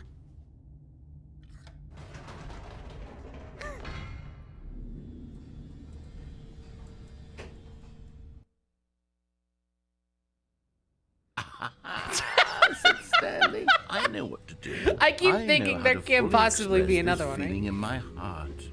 He decided right then and there that he would hold a press conference where he would speak to the public Yes. on all matters relating to pressing the number 3 over and over. Yeah, that's a great idea. He would elaborate fully on what the number 3 meant to him and why he felt so alive when pressing it. Then the bucket would be able to see his joy through the eyes of others. It would get to see the world react to this discovery of Stanley's. And it would be through the public eye that the bucket would finally understand Stanley's work. Oh, I can't wait. For months, he advertised and marketed his press conference, building excitement around it, developing and rehearsing it, until it couldn't be refined a single measure further. When the big day arrived, Stanley was as prepared as he'd ever been for anything in his life. World peace, baby. That doesn't make any sense because babies are stupid and dumb and they don't even know words yet. So like, how could a baby do that? Stanley live on stage. I can't wait. Finally. You know, I've been working so hard on this and like doing great. A conversation with Alexander the Great. That's so funny. This was it. One last chance to win the bucket over. One opportunity to share a true connection with a loved one. Congratulations, Stanley. Remember where you came from. Your co-workers. I thought they were all dead. The dude who came up with pizza. The Lord.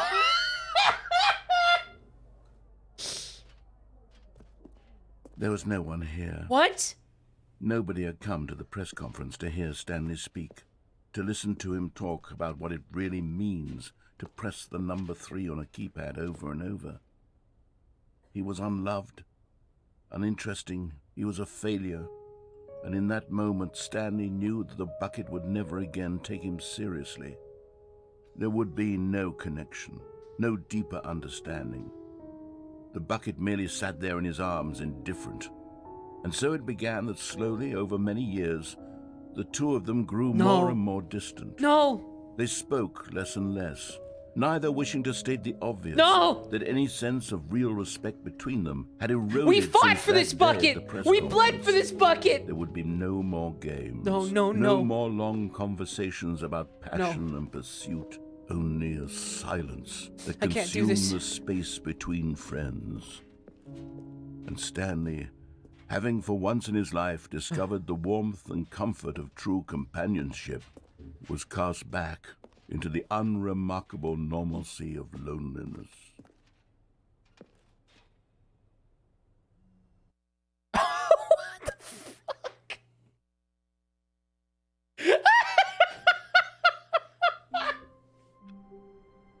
Whoa! Yikes! Okay. Yeah. All of his co-workers were gone. What could it mean? Stanley decided to go to the meeting room. Perhaps he had simply missed a memo. I don't want to talk to him right now. When Stanley came to a set of 2 open doors, he entered the door on his left. I'm just gonna... I don't know. I don't have the energy to be super...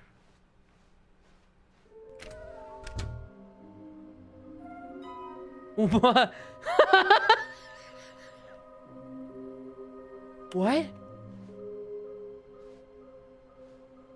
Trust the completionist instinct. Why wouldn't they tell us something will happen? This investigation, this room, they feel pointless, TBH. There will be a reward for finding them all. Mission status. Inside of a sequel exhibit, nearby a fireplace, a private but smelly place for an important person. Oh, shit! I gotta write this down. A large room, lots of boxes.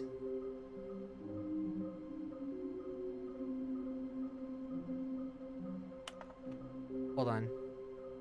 I'm writing it down in my notes app.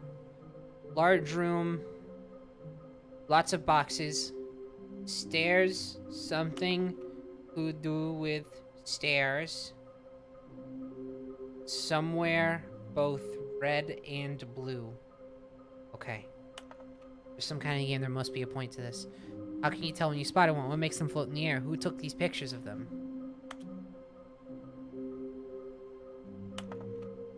Biglies are hard to find. Wait! That's what they're called?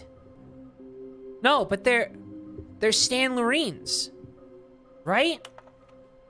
Thank you, good luck.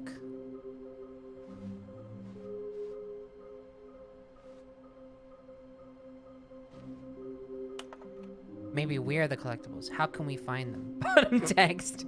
To whom it may concern, I managed to pick up sounds unusual to our regular office ambiances or local studio sources Synergize our resources to ensure that there are many questions. There was no memo from management. Okay. Managed to pick up our local audio source is using an array of cardioid microphones, also known as directional mic, a microphone which picks up sound from a particular area. Analysis of the recordings allowed me to triangulate the source of the strange noises. Data shows that in all likelihood it's coming from a dark area behind a very warm place. I also picked up what looks to be reverberance off a porcelain surface. Anyone have any leads on this? Wouldn't you like to know? Shut the frick up! Oh.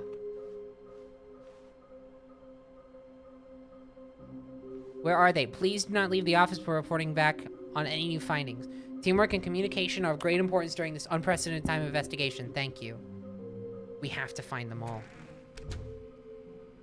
You know what? I'm gonna say it, guys. Maybe the broom closet was onto something. Stanley stepped into the broom closet, but there was nothing here, so he turned Nothing around except and got someone back who on can track. see through people's shit, right? Coming to a staircase, Stanley walked upstairs to his boss's office. Wait.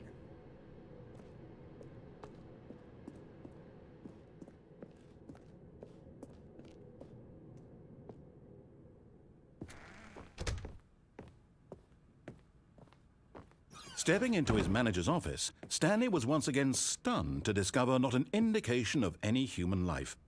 Shocked, unraveled, Stanley wondered in disbelief who orchestrated this. What dark secret was being held from him?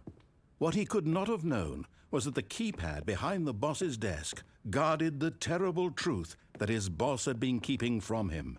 And so the boss had assigned it an extra secret PIN number. 2845.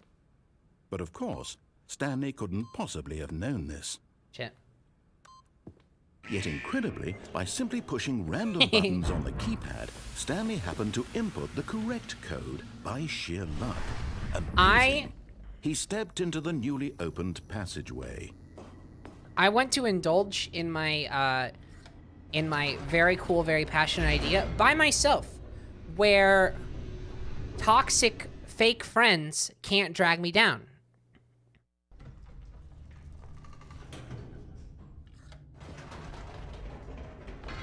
Whoops. Nope. Never mind. Stanley actually got back into the elevator and went back up. Silly me. Why did Stanley do that when he knew that it would just lead back to his boss's office? Well, that's a great question. I just can't wait to find out. Oh God, wait, this is up to me?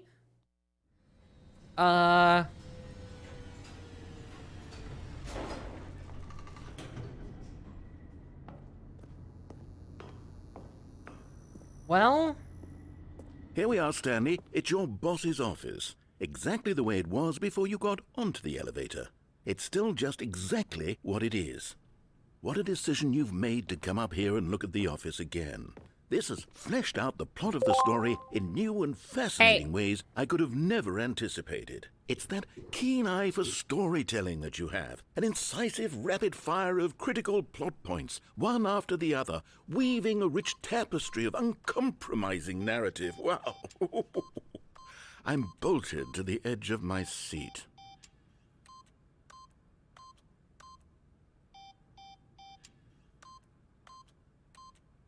You like it when I do this? Is this cool?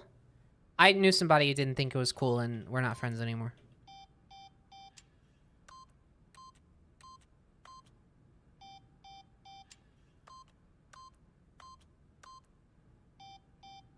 What happens if you put in the correct code again? Interesting question. 2845, right?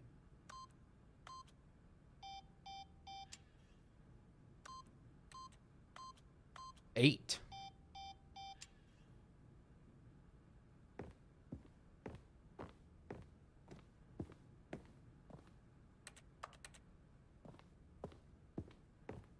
Well, we got some threes in. We got a quota of threes in here.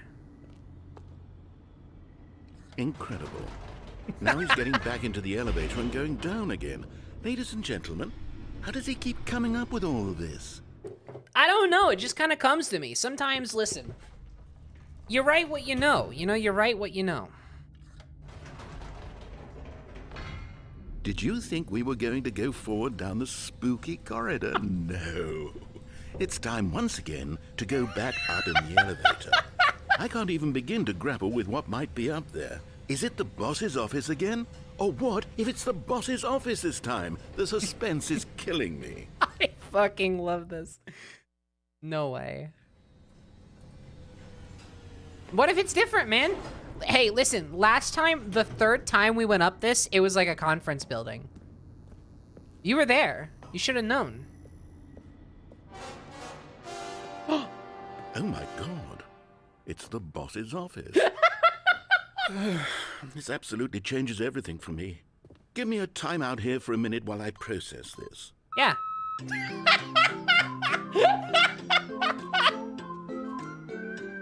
Yeah, man, take your time. It's all good. I know it's some pretty riveting shit. Okay, I'm ready. I'm prepared to embrace this stunning revelation and to move forward with... No, wait. No, I need more time to process. Take your time, man.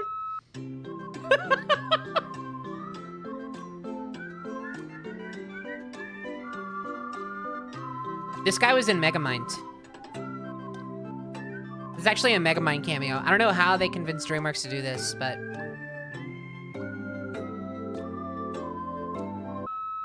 All right. I have fully come to terms with it. I have made space in my worldview for this astonishing new reality. As before, I turn to your expert eye for gripping narrative, Master Stanley. Yeah, no problem, man. Let's head back. Just wanted to get some threes in, you know. Real important to me. Not everybody feels that way. The bucket. But you know. Of course. Going back down in the elevator. Yeah. How did I not anticipate it? I don't know, man. Sure, now it's obvious, but you have to understand that 30 seconds ago, this kind of thing had never been attempted before. I had no frame of reference to even anticipate it. That's just how revelatory Stanley's decision-making is. A breath of fresh air in a landscape of storytelling that has grown stale and repetitive. I love the energy that, like, the narrator is, like, commenting on the antics of, like, a very lucid, silent baby, you know? Like, it just makes it so funny.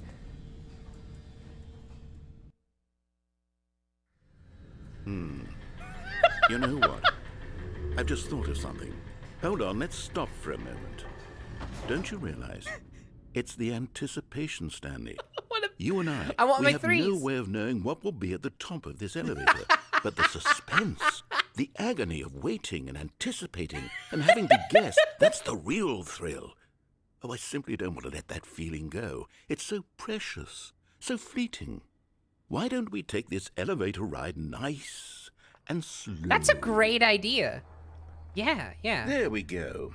Isn't this so much more exciting? Oh, You know, what's Stanley, up there? It What's seems up like there? Nowadays, the only thing that audiences want is to be shocked as loudly and frequently as possible. I know, they man. want big, explosive moments. Yeah, flung Transformers, right in their Michael faces Bay, from the you very know? moment that things get started. Right? But where's the tension? Exactly. Where's the trust in the audience to build a slow and nuanced appreciation for the story, the characters? Where's the black and white Why filmmaking? aren't we given time you know? to imagine the surprises, to have to think and to anticipate, and then to marvel at the eventual reveal? Oh wait! Don't bring This Marvel into is this. They're the kings of storytelling, Stanley. quick, What shocking. you and I are doing It's right you know. now. This is the most MCU? exciting narrative to be developed in years, and it's really all because of you. You're the one who took this bold step of revisiting the exact same locations over and over. Truly, I mean it. This is unique and different. It's not like anything else out there. Thanks. You see, I want stories that surprise me, Stanley.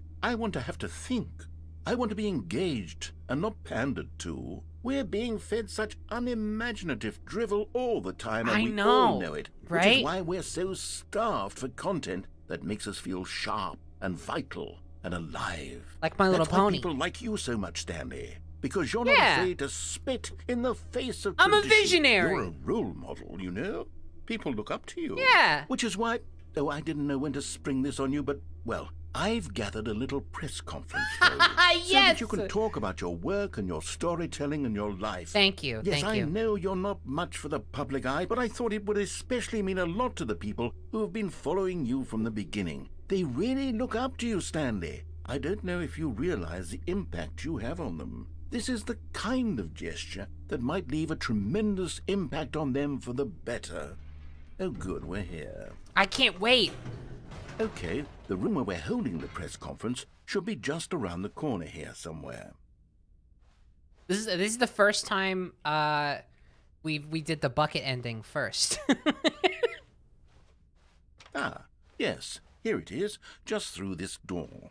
So every Stanley Parable ending now has a bucket variant.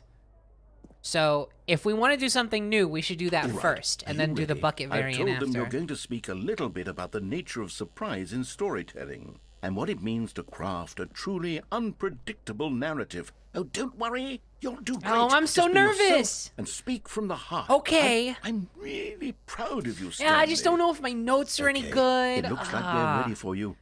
Go get them. My dog ate page 3. Oh man, I just don't. Oh, I'm so excited. You know. Oh, I haven't felt this way since I since I did that Christmas play at the church. Whoa! They're here. Hello. Yeah! Number 7, number 7, number 7, number 7, number 7, number 7. Woo! That's right, everybody.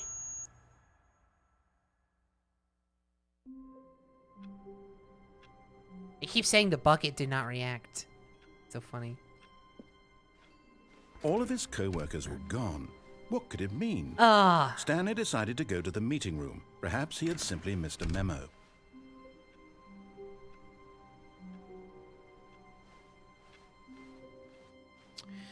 I'm not mad anymore. I just don't think we need to be talking right now. When Stanley came to a set of 2 open doors, he entered the door on his left. All right. We did elevator ending number 1. But how about... we did it again. Yeah.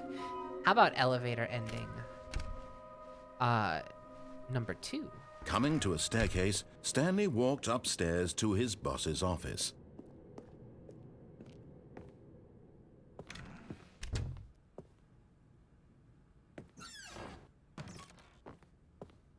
Let's do this elevator. Oh, shit. Okay. There's 2 ways we can go. Let's go up first. Let's see. Recommendations from the Oversight Committee. I cannot read that. Let's go up.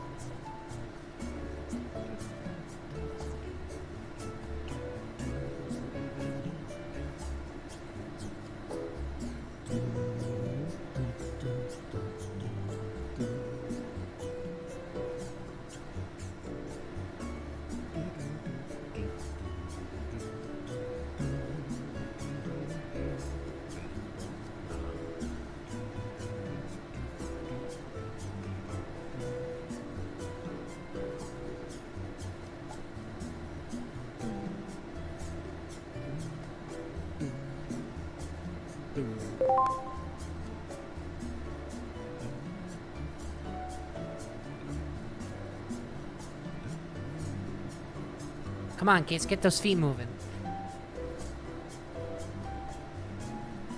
I'm gonna dance like a VeggieTales character. This is...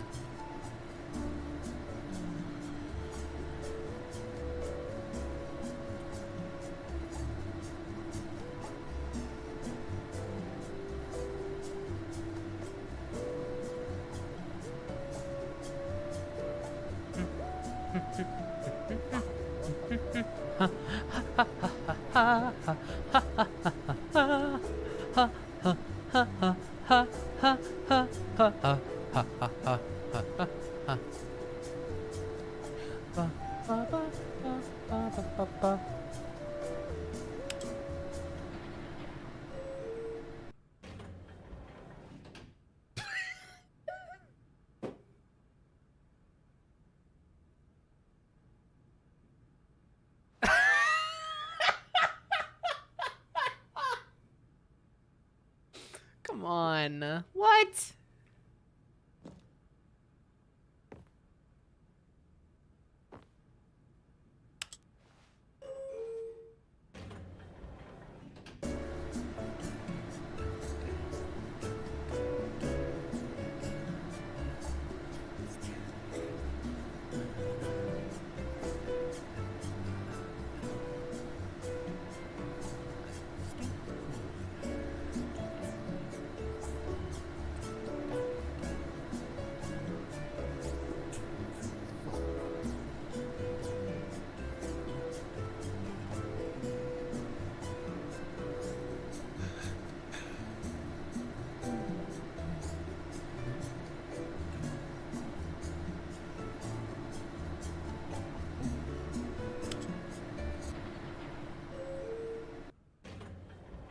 That is so fucking funny. I can't believe it. That's mean. that is a mean room. Okay.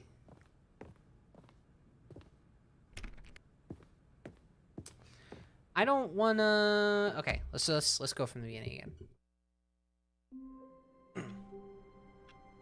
You didn't know that from the first game? Is that in the first game? I swear to... I just straight up don't remember that.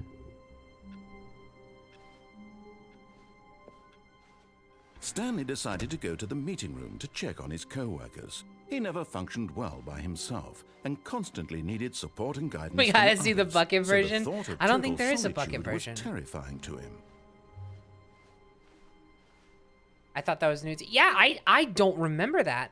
I don't know. I guess I must have seen it at some point, but I don't remember that at all. Stanley picked up the bucket and smiled. He'd never be alone again, not truly alone, not with the bucket around. Look, okay, so having that successful press conference really spoke to me, you know? And I think I'm ready to sort of make amends with the bucket again. Not because, you know, the bucket did everything perfect and, you know, I'm like, I have no problems anymore. No, that's not it. But it's just, it's a thing where I realized that, like, yeah, I am someone that desperately needs, like, widespread validation and love in order to feel good about myself. Otherwise, I get really angry and snap at people all the time. And I think I'm okay with that. And, you know, I was trying to get that from the bucket. And I think the bucket at some point didn't want to give it to me anymore. And that made me really mad at the bucket. And it made me not like the bucket anymore. So... you know, I was kind of mad at the bucket, and I was like, I don't want to be friends with you if you're not gonna relentlessly validate me at every turn. However, you know, I got that press conference and I got really famous, and now I get that from everybody. And so I don't really need it from the bucket anymore. So the bucket and I can just chill, and since I get all of my validation from other people who, like, look up to me and stuff, then, like, yeah, cool, that's, like, great, awesome. Bucket and I, we can do things again. Like, I don't have to say the bucket's my best friend, but, like, we can hang. Stanley clutched the bucket tightly to his chest and entered the door on his left. This was not the correct way to the meeting room, but Stanley had felt the bucket calling to him, telling him that the employee lounge was simply the place to be. I'm trying to run through, like, all And the here it different was. variations Had the of bucket things. turned out to be correct? No, never mind. The bucket was wrong. Stanley took the door on his left to go back to the meeting room. No, said the bucket. Don't go to the meeting room. Go somewhere else. The cargo lift, yes. Yes! Go there. Go to the cargo lift. Oh! Here it comes. Here it comes. Okay, I'm going back to the name of these little Stanley figurines. And now I'm torn between Stanlerines and Figlies. I love What do you think, Figlies. Stanley? What name better encapsulates the intrinsic sense of happiness that you get from seeing a small number in the corner of your screen go up by 1? Let me sit on it. Figley. I'm sure it will come to me. Let's do Figlies. I like that. Okay. So here's the thing. Here's the thing. I really want to go in there, but we have the bucket. I want to see the normal version first. But Stanley feared that any path he walked might lead to the separation of himself and the bucket, his dearest friend. So he threw himself to his death, that they might die in one another's arms. How deeply touching. In a way, if you want to stretch it. Okay, so let's go down that vent. Yeah, oh my god, couple goals.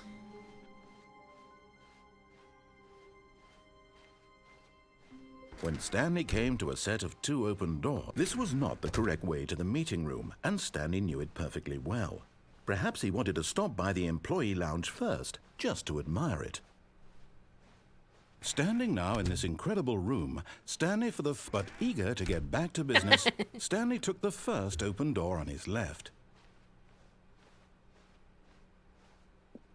Stanley was so bad at following directions, it's incredible he wasn't fired years ago. Okay. Let's see. Oh. Stanley had now gotten himself so far off the beaten path that it seemed the office had begun. So far off the beaten path that it seemed the office had begun. So far off the beaten path that it seemed the office had begun. So far off the beaten path. What? That it seemed the office had begun. So far off the beaten path that it seemed the office had begun. So far off the beaten path that it seemed the office had begun. So far off the beaten path that it seemed the office had begun. You didn't think I was actually just a recording, did you? Oh, God. What a silly and trite explanation that would be. I mean, all I didn't the back and forth between you and me, all the absurd adventures we've been through, and it all turns out I'm just a tape recording? It was all just in Stanley's head. I bet that's the kind of twist you think is revelatory. No, it's I bet just... each and every time you watch a movie where it turns out all to be in the main character's imagination, you must absolutely bolt off the couch in pure shock at the phenomenal and intricate storytelling. Shut the It must be fuck up! so simple to be you. Life being an unending waterfall of surprises and delights. How much more exciting you must find the world than the rest of us do. Now I've become sad. Look what you've done to me. This is all your fault. No fucking way. Oh my god, fuck you, man. You didn't give me a second to explain myself. You motherfucker.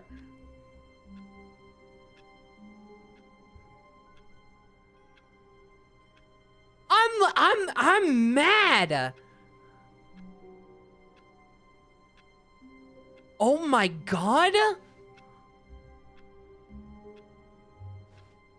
Already this was uncomfortable, and Stanley decided that as soon as he found a new space he felt safe in, that he would never leave it again in his life. Stanley needs a safe space? Oh, what the fuck? Hold on. I'm gonna do that again. I wanna see if I can interact with that phone in the corner. I'm so mad. When Stanley came to a set of 2 open doors, this was not the correct way to the meeting room, and Stanley knew it perfectly well. Perhaps he wanted to stop by the employee lounge first, just to admire it. Look, okay, listen, if I'm being honest... Stanley felt lightheaded, butterflies in his stomach. But eager to get back to business, Stanley took the first open door on his left. I just figured, you know, it's so clear that, like, so many of these endings, like, conflict with each other, and, like, none of them are particularly more canon than the other. And I just thought it was, I was just excited to see new content. I thought it was a weird development that I wanted to know how this version of the story was going to justify. But no, you had to call me the fuck out with some shit that I don't even fucking think. Man, ugh. Never been more angry in my life. Stanley had now gotten himself so far off the beaten path that it seemed the office had begun. So far off the beaten path that it seemed the office had begun. So far off the beaten path that it seemed the office had begun. So far off the beaten path that it seemed the office had begun. So far off the beaten path that it seemed the office had begun. So far off the beaten path that it seemed the office had begun.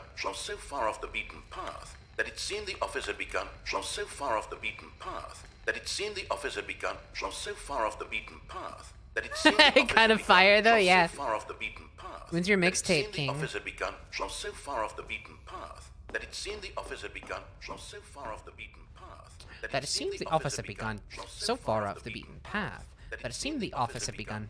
Okay, I don't want him to be mean to me again, so I'm just gonna start over. Let's do it with the bucket, idiot. Be mean to my bucket, idiot. All of his co-workers were gone. What could it mean?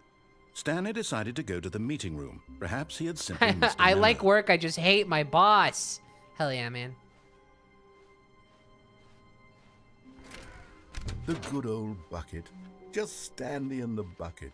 Off on another thrilling adventure together. I can't wait. Stanley clutched the bucket tightly to his chest. This was not the correct way to the meeting room, but Stanley had felt the bucket calling to him, telling him that the employee lounge was simply the place to be. That quarter variation is so mean. I know, I thought for a second, I was like, wait, that's not correct. Never mind.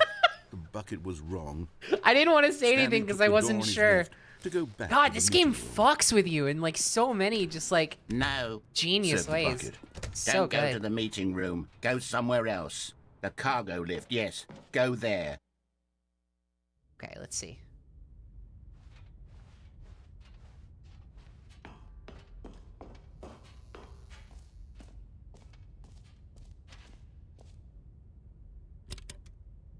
Huh? Okay, this is day number What? 295. Tape number... I don't even know. I've lost track. Nothing feels real anymore. The longer I study this bucket, the less sense anything makes. The sheer euphoria I feel every time I pick it up. No matter how many times I've done it, it's always the same feeling. And the emptiness in my chest when I set it down. This is Bloodborne dialogue. It make sense. There's no explanation for it. Hear me, tarnished. I still haven't figured out why I see Heed the not world the call so of the differently when this the bucket drastic is bucket. in my arms. Drastic Why bucket. I couldn't think of a word. everything feels so. What do I do with this treasure? I can monetize it. Yes. It's unthinkable the amounts of money people will pay for even just an hour with the bucket. Oh, no, no. This is my golden ticket. But I have to be careful, because as soon as this gets out, there's going to be a target on my back. Even now, I don't know who might be trying to get... What's that? Who's there? Camporata.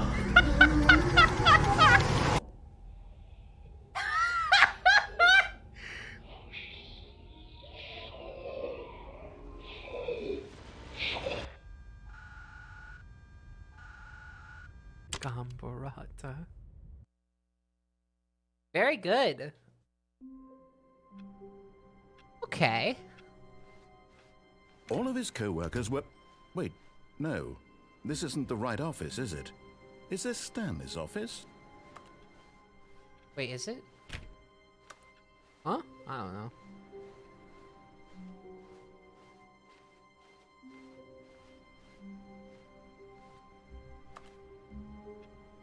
I wanna see the dude walking down here. I want to see the very rare instance where you'll see like an NPC walking down this hallway.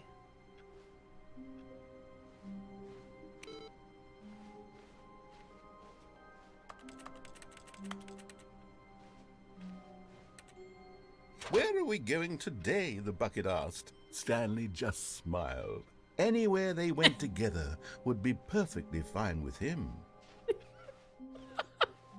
A Springtrap walks down there sometimes. Stanley clutched the bucket tightly to his chest and entered the door on his left. Okay. Well, let's... should we do, like, the funny video games ending again? We could do the funny video games ending again. Or we could do the normal ending.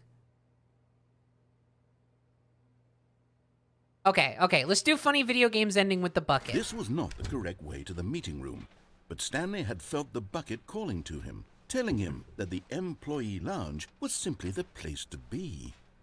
And here it was. Had the bucket turned out to be correct? No, never mind. The bucket was wrong. Stanley took the door on his left to go back to the meeting room. Yeah, we're gonna... said the bucket. Don't go to the meeting room. Go somewhere else. The cargo lift, yes. Go there. Good, said the bucket. now ride the lift all the way to the top. There's something up there I need you to do.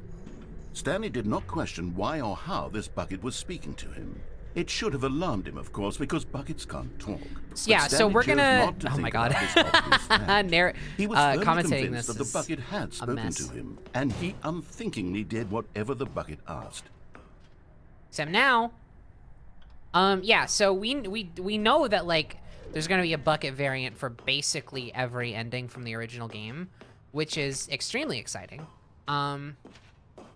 And it's starting to make a lot more sense now why they said that the script for all the new content was so much longer than the original script. So we're gonna check it. We're gonna check out as much as there is. 2B1. What is this? Wait. No, stop. Look there on the wall. You see, there's a sign right there. It Oh. says, no buckets past this point. Stanley, how could you think it was okay to bring the bucket here? Unless... What if the problem is that you actually don't know what is a bucket and what isn't a bucket? Shut the fuck I suppose up! that would explain a lot about your behavior up to this point. Which, if that's true, well, my goodness, I think we have to do something about it. This misunderstanding could have dire consequences on the entire rest of the you know game what, if man? not Now, addressed this quickly guy and is, properly. he's So making much fun of of me impact constantly. Of the story is dependent on your understanding of what is and isn't a You're bucket. right, you're right. I should Please, at least step be... in here for a moment. Like, listen, okay, I'm getting defensive. What's the harm in figuring out whether... Because, honestly, on the off chance that I don't know what a bucket is, like, that's gonna really affect my life in, like, a tangible way. I want to make sure I got that shit on lock. So, you know what? I'm kind of down with this. Let's just see. We'll bite, you know? Shut the fuck up! Oh my god. Hold on. I just drink some water. Oh my god. Okay. Now then, I'm going to run you through some test scenarios. Okay. And you'll tell me whether or not the thing I'm showing you is a bucket. Simple enough, right? This should tell us everything we'll ever need to know about what is or is not a bucket. I'm pumped, man. Okay, let's begin. Item 1. Is this a bucket? I don't know. Can I get a closer look? What do you think, bucket? Well, it looks kind of similar to... Okay, yeah. Incorrect. What? It is a hologram of a bucket, not an actual bucket. Shut up. Item 2. Is this a bucket? Yes. Incorrect. It is a 3D printed recreation of a bucket, not Oh, an fuck actual you. bucket. No. You cannot fucking distinguish between a bucket of different material. And that's just a fucking bucket. Are you kidding me? So a wooden bucket isn't a bucket? Fuck you! It's the most disingenuous shit I've ever heard. A bucket is named after its function, not its material. You pompous ass! Yes, that's a bucket! Correct. This is a bucket. Don't think you're off scot-free, motherfucker. Item 4. Is this a bucket? No, it's not a bucket. Correct. This is a tractor and not a bucket. Okay. To be honest, I just sort of put this one in here as a gimme, but I was starting to get concerned that even this might be too much for you. Thank you for not making me look like I'm gonna an idiot. kill you. Okay, next one.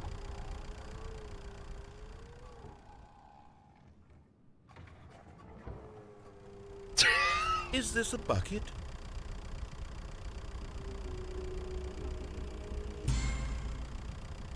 Incorrect. This is a bucket. Why?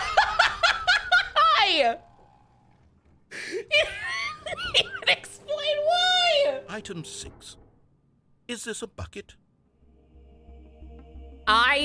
No, you know what? I fucking refuse. Listen. If you're standing for what you believe in, and the world tells you to move, you don't move. You say no, you move.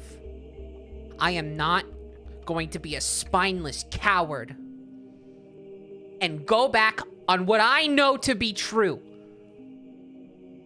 Just for the sake of looking smart on stream or pleasing this narrator or fuck it, even pleasing the bucket. That rhymed. That rhymed a little bit. That was funny. That was delightful. So no, I'm not gonna give in. Because clearly, you're trying to fuck with me, you're trying to do some weird mind games on me, and I'm not gonna give it a lick of leeway, okay? I know what I believe. And I know the truth. This is a bucket. Trick question. Both. Gotcha. Ice. Item... Wait, hold on. I can't find the next one. Let me see. It should be around here somewhere.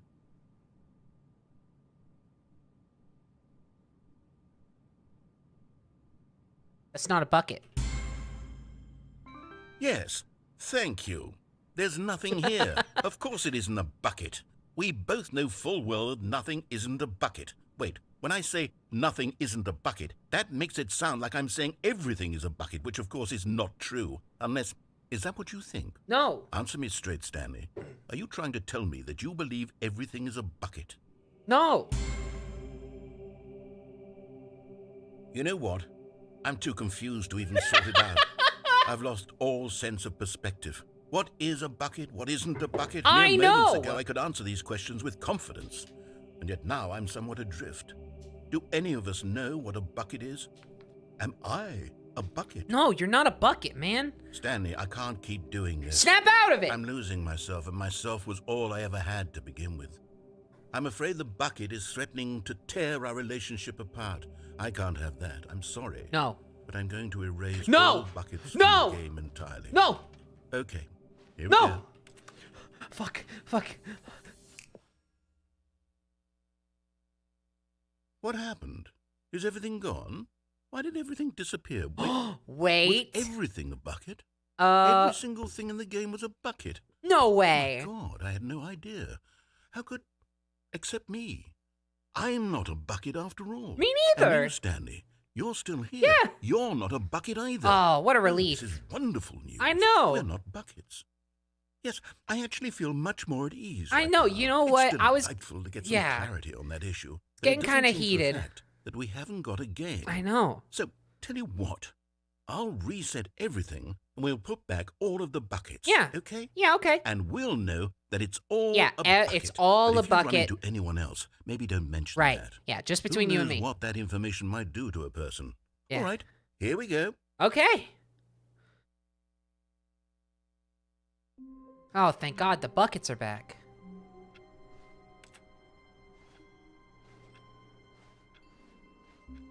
All of his co-workers were gone. What could it mean? Hey, Stanley decided to go to the meeting room. Perhaps he had simply missed a memo. Hey, you mean all the buckets were gone, right? Right? Just between you and me. Narrator, are you there? Say something. Narrator, I'm scared. Let me out. I'm scared. A good bucket, a strong bucket, a humble Oh, bucket, look! a committed bucket, a bucket of culture and distinction. What did I just say? What did I just say?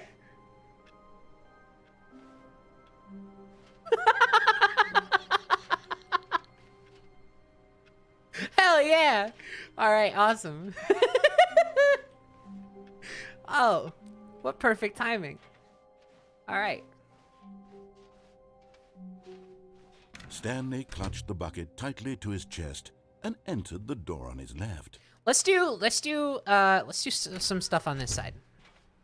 You know what? I'm gonna see if the shitfuck ending is any better with the bucket.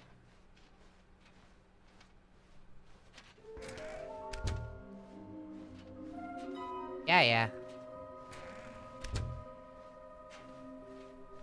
Coming to a staircase, Stanley and the bucket walked upstairs to the boss's office.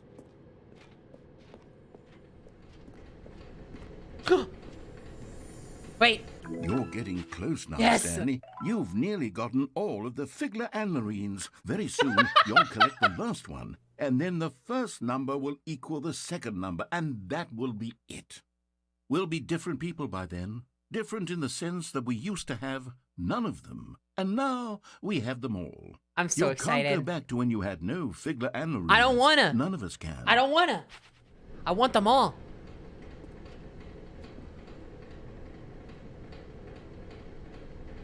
Hold on.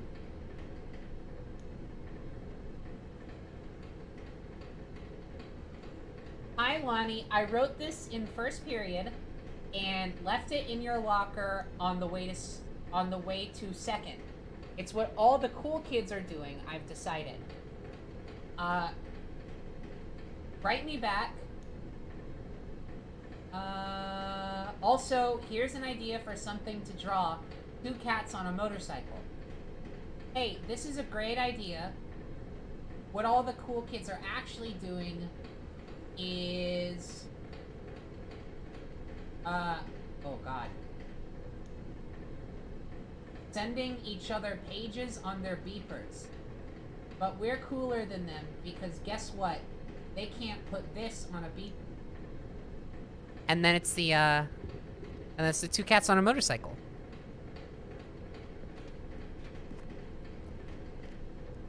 But Stanley just couldn't do it. He considered the possibility of facing his boss, admitting he had left his post during work hours. He might be fired for that. And in such a competitive economy, why had he taken that risk? All because he believed everyone had vanished? His boss would think he was crazy. And then, something occurred to Stanley. It does change? Okay. He thought to himself, maybe I am crazy. He looked down at the bucket in his arms. Yeah, we're not going to skip it. We're not going to skip it. But again, if you want to, like, step away for a second, if themes of, like, mental illness and stuff maybe fuck with you, come back in, like, 7 minutes or so. Easy, he asked the bucket. The bucket returned his gaze, but said nothing at all. That's strange, Stanley thought. Usually the bucket is a source of guidance and wisdom. Yeah, specifically like unreality stuff, which is the same as what it was in this ending was in the base game. But I just wanted to see if the bucket changes it, and apparently the bucket does change it, but not enough that it's not about like weird mental illness, like unreality. Yeah, that's why I call it the shit fuck ending, because that's what it feels like. In difficult times such as these, he held the bucket close. He had felt none of its familiar reassurance and comfort. And that's when Stanley realized, this isn't my bucket. It's just a normal, everyday bucket. Oh, no. Someone else's bucket, perhaps. How did I end up with someone else's bucket? But it says property of Stanley. Wrong. Surely no good would come from my this. Bucket. Who knows what sorts of bizarre hallucinations Stanley might experience without the psychologically grounding presence of his bucket. And indeed, now he noticed that the rooms were repeating, which was, of course, very odd. And now he felt himself floating off the ground. Yeah, okay, this is the same. Exclaimed, without my bucket, I've gone truly mad. Where is it? I must find it. Far off in the distance now, he heard it, calling to him. Stanley! Stanley, it's me! The bucket! I'm coming, Bucket! Could it truly be? He rushed forward from room to room, passing by one bucket after the next. None of them were his. None of them were his special bucket. Come to me, Stanley! Find me! He had to find the bucket. Where's my he bucket? had to return to his old friend. It was the only way to truly restore his sanity. And then suddenly, he froze dead in his tracks. He knew where the voice of the bucket had been coming from. The real bucket was inside of him all along. It was incredibly painful. Stanley doubled over in agony and blacked out. Oh. Jesus Christ. This is the story Of a woman named Mariella. Mariella woke up on a day like any other. She arose, got dressed, picked up her bucket of comfort and security, and walked to her place of work. But on this particular day, her walk was interrupted by the body of a man who had stumbled through town, talking and screaming to himself, and then collapsed dead on the sidewalk. Right away, she knew what the problem was. This man had no bucket. Of course he'd gone mad, ranting and raving about a narrator describing all of his actions and how everything is predetermined and free will is an illusion and it's all just a video game. It could all have been prevented if only he'd taken his bucket. Okay, this is a lot sillier than the Perhaps original. He didn't Like, even realize he'd forgotten his bucket at home in the first place. How cruel the world can be, Mariella thought, and she hugged her own bucket even tighter. But of course, she had no time for this. There were a myriad of confusing problems she would soon have to confront at work, for which her bucket would provide absolute guidance and total clarity on everything. Heck yes, she thought to herself, my life kicks ass. And she backflipped all the way to work. oh my god. Good for you, Mariella. Okay. That's the funniest All of thing his I've ever seen. co-workers were gone. What could it mean? Stanley decided to go to the meeting room. Perhaps he had Chat, was it simply one of missed a you? memo. Be No honest. matter how hard Stanley looked, he couldn't find a trace asking. of his co-workers.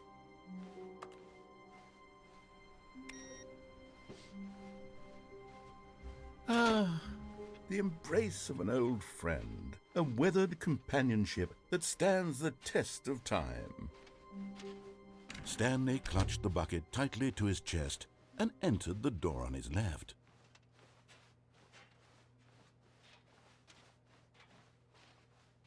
I want to see how the bucket changes the normal ending. And also, I really want to know where... okay, we have the reassurance bucket. We have the get well someday balloons. And we have the figlies. What we have not seen in the Stanley Parable 2 is the jump circle and the button that says the name Jim. And the infinite hole. So we still need to find those three things. So we need to find the button that says Jim, the infinite hole, and the jump circle. Oh, and the epilogue. That's right. Yeah. Okay. That's 4 things. Wait, let me write those down too. Okay, infinite hole, jump circle, button that says Jim, and the epilogue. Oh, right, the achievement machine too. Yeah. Thank you. Damn.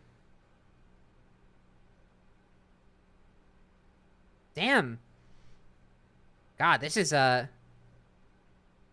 lot of stuff. But you know what? It changes the game. This truly is the Stanley Parable Coming to 2. a staircase, Stanley and the bucket walked upstairs to the boss's office. Okay, let me do the normal ending. Stepping into his manager's office, Stanley was once again stunned to discover not an indication of any human life. But Stanley guessed the correct code by sheer luck. Was it that the bucket knew all along? Was the bucket guiding him? Yes, this is certainly the most logical explanation.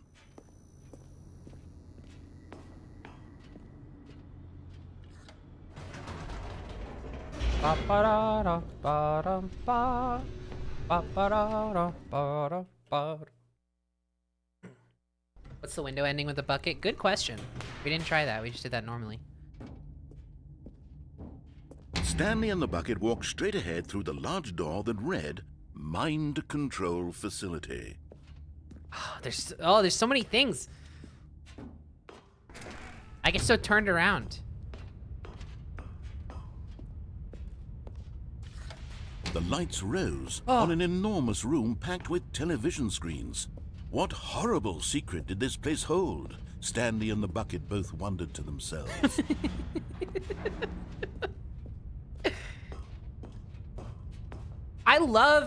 I fucking love the fact that this is still consistent with the ongoing narrative that's happening sort of on the back end, like the foundation of this entire game, that the only reason we have these bucket endings is because the narrator was extremely unsatisfied with the Stanley Parable Ultra Deluxe, so he turned it into the Stanley Parable 2 and added a bucket to it that changes all of the endings and added a bunch of this other shit. Just because, like, he couldn't actually think of another way to, like, tie all the new mechanics together. He just put them in the original game. But the funny thing is, in practice, that changes the original game enough that it's really, really fun. It's so fucking great. Like, just the layers upon layers of... Stanley nearly dropped the bucket in shock. Built lore. Everyone in the office was being videotaped, monitored like guinea pigs. The bucket had never seen anything like this, and it very nearly burst into tears. Oh no, as bucket! Stanley cradled it gently, reassuring it that everything would be fine. I don't think they saw you on the camera, bucket. It's okay.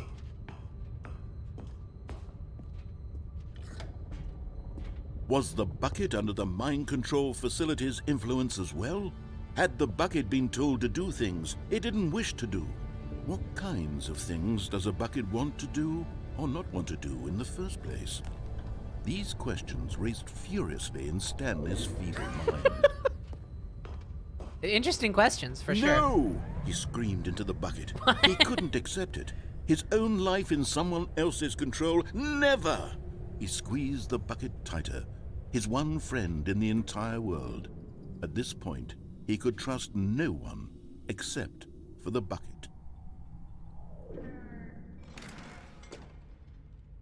But here was the proof. The heart of the operation. Controls labeled with emotions. Oh, is the happy button that says or Jim in sad here? Or content. Walking, eating, working, all of it monitored and commanded from this very place. And as the cold reality of his past began to sink in, Stanley decided that this machinery would never again exert its terrible power over another human life. For he and the bucket would dismantle the controls for good. Two best friends, Stanley and the bucket, up against the world. They high-fived in a really cool way, and the bucket made a sassy comment about taking down the system. Ellie, Comrade Bucket. 1, 2.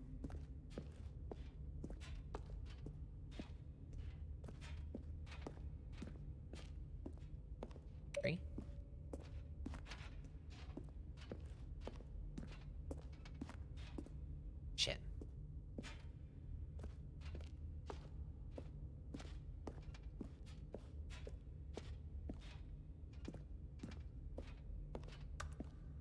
Where's number 4?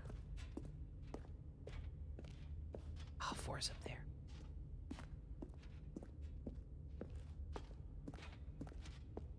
Can't get up there. I can't get up. It's impossible. I can't get up without the jump circle. Oh, man.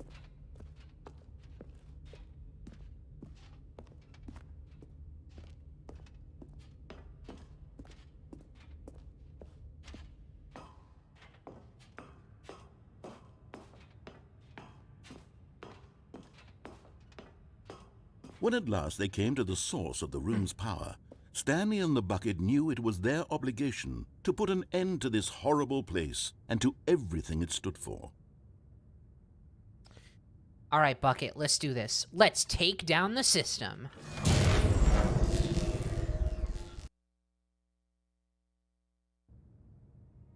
Stanley and the bucket waited in blackness. Was it over? Yes, they had done it. Yes. Stanley and the bucket had defeated their greatest and darkest enemy, freed themselves from the tyrannical grip of the evil mind control machine. Freedom was now mere moments away. Excitedly, the two of them began to discuss the kind of life they wanted to live once they stepped through this massive door. The bucket wanted to learn to roller skate. Stanley wanted to sneeze in every country on Earth. Both of them wanted to begin watching a movie, any movie, but then stop it halfway through and begin watching it in reverse from the end. True, it was a simple life they envisioned, but it was one they'd lived together, with one another to lean on, to trust, to support, and to... What? What? Wait. What was happening? No! Why had the door stopped? Was Stanley and the bucket not about to be freed? An unbearable silence filled the room, lingering in uncertainty, until finally the truth hit Stanley square in the face. This building did not want the bucket to leave.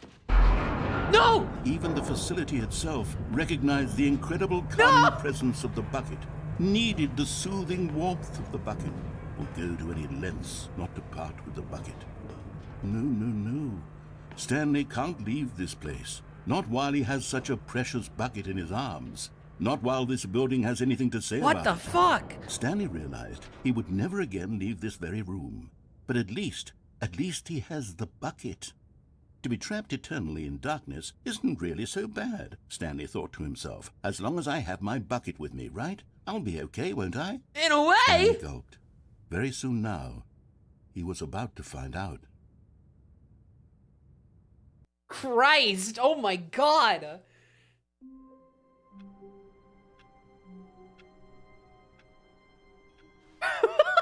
All of his co-workers were gone. What could it mean? Stanley decided to go to the meeting room. Perhaps he had simply missed a memo.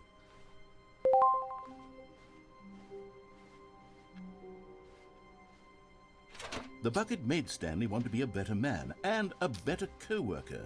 In time, perhaps, he would become both of those things.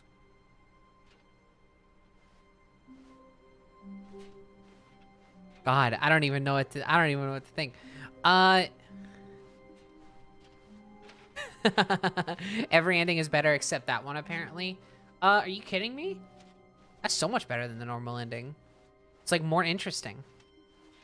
Stanley clutched the bucket tightly to his chest and entered the door on his left. Oh God, I'm caressing my temples trying to think like what even endings are in the original one. I know there's the one where we turn the mind control facility on. Obviously, there's all those like off the beaten path ones.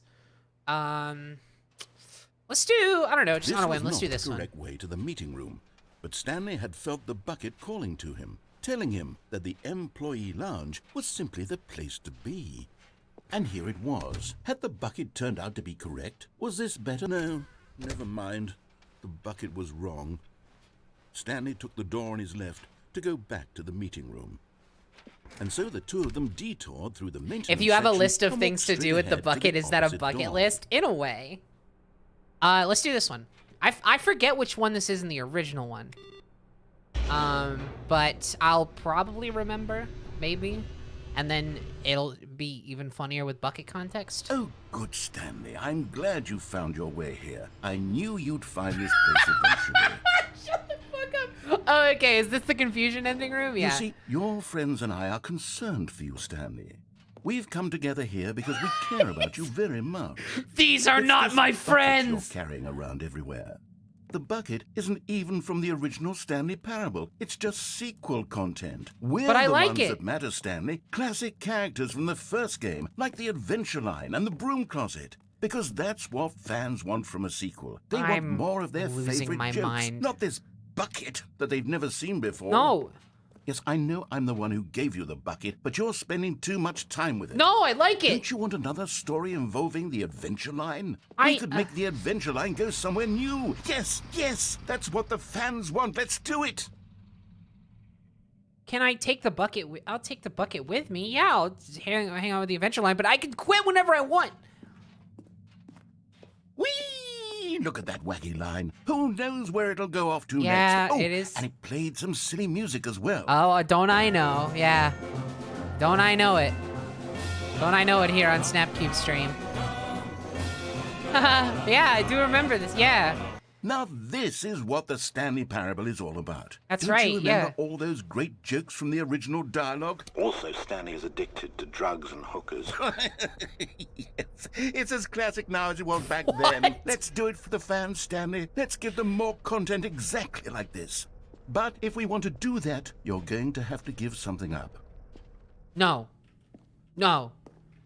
No, no, no, no, no, no, no. No. Don't. No. Mm-mm.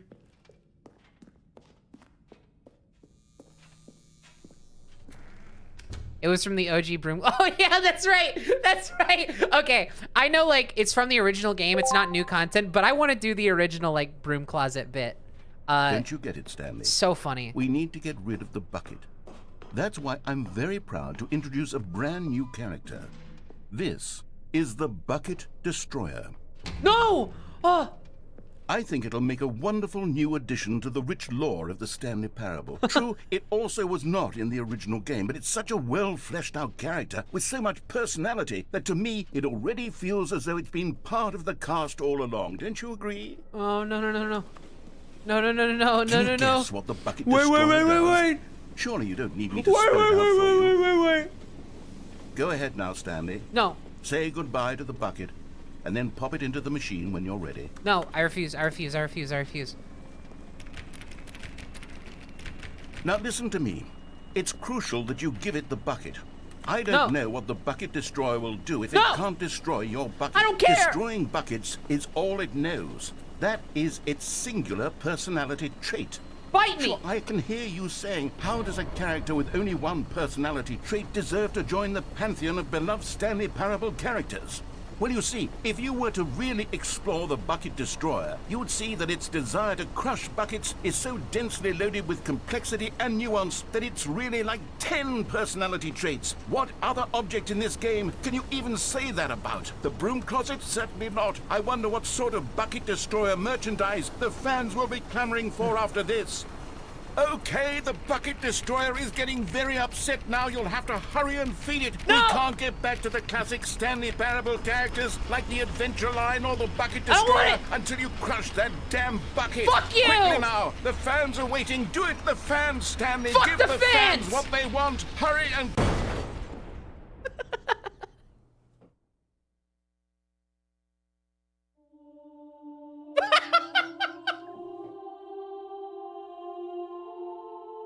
The Bucket Destroyer. My prized creation. You had so much potential. We were going to do such marvelous things with you, tell such spellbinding stories about you. All of it squandered now. Goodbye, new friend. For the moment in time that you were here, you were magnificent. I'm happy it's dead.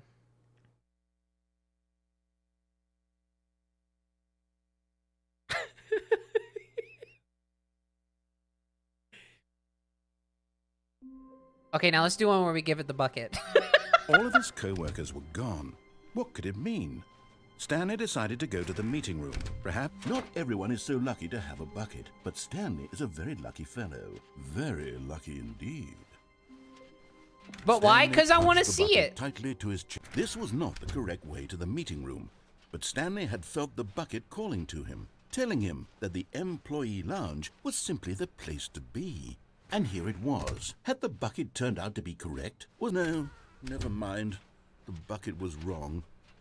Stanley took the door on his left to go back, and so the two of them detoured through the maintenance section and walked straight ahead to the opposite door.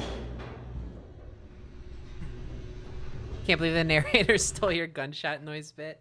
You know what? Good, Stanley. It's fine. I'm glad It's you under found Creative your way Commons here. license. I knew you'd find this place eventually. You see, your friends and I are concerned for you, Stanley. Oh, yeah, okay. We've come together here because we care about you Uh-huh. very much. Oh, It's this okay. bucket you're carrying around. Oh, this thing everywhere. is not really important to The me. bucket isn't even from the original Stanley Parable. It's just sequel content. Oh, I agree, yeah. We're the ones that matter, Stanley. Classic characters from the first game, like the Adventure Line and the Broom Closet. Because that's what fans want from a sequel. They want more of their favorite jokes, not this bucket that they've never seen before. Go in the Yes, I Broom know Closet. I'm the one who gave you the bucket, but you're spending too much time with it. Don't you want another story involving the Adventure Line? This Broom We Closet's could make fun. the Adventure Line go somewhere new. Yes, yes, that's what the fans want. Let's do it.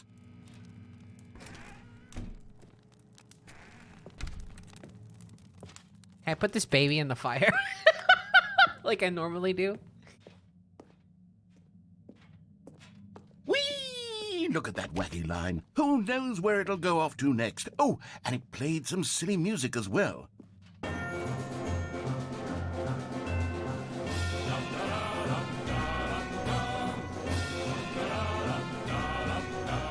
Now this is what the Stanley Parable is all about. Don't you remember all those great jokes from the original dialogue? Also, Stanley is addicted to drugs and hookers. It's as classic now as it was back then. Let's do it for the fans, Stanley. Let's give them more content exactly like this. But if we want to do that, you're going to have to give something up. Okay, that's fine. I can do that. I see no reason to protest. Don't you get it, Stanley? We need to get rid of the bucket. That's why I'm very proud to introduce a brand new character. This is the Bucket Destroyer. I think it'll make a wonderful new addition to the rich lore of the Stanley sure, I'm down. Parable. True, it also was not in the original game, but it's such a well-fleshed-out character with so much personality that to me it already feels as though it's been part of the cast all along. Don't you agree? Can you feel like I guess should what the be able Bucket to go down Destroyer there. does? Surely you don't need me to spell it out for you. No, not at all. Go ahead now, Stanley. Say goodbye to the bucket, and then pop it into the machine when you're ready. Get in there. How do I... Now listen to me. It's crucial that you give it the bucket. I don't know what the Bucket Destroyer will do if it can't destroy your bucket. How do I do it? Destroying buckets is all it knows. That is its singular personality trait.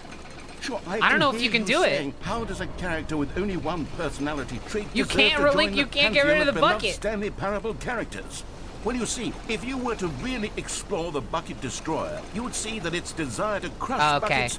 Well, that's a little boring. You can't drop the bucket. I tried. It's just, yeah, How wonderful. Stanley doesn't want Stanley was alone. Finally. This is great, he thought to himself. This is what I've wanted all along. I got what I wanted. Turn off all the computer screens.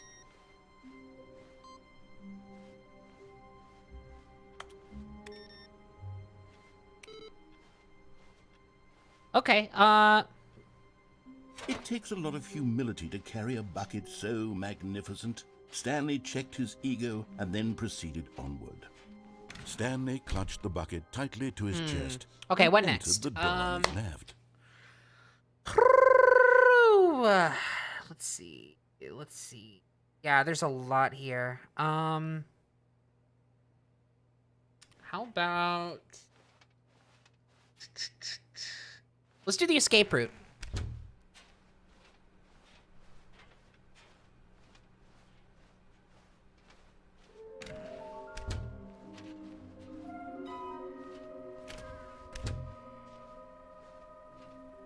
Coming to a staircase, Stanley and the bucket walked upstairs to the boss's office.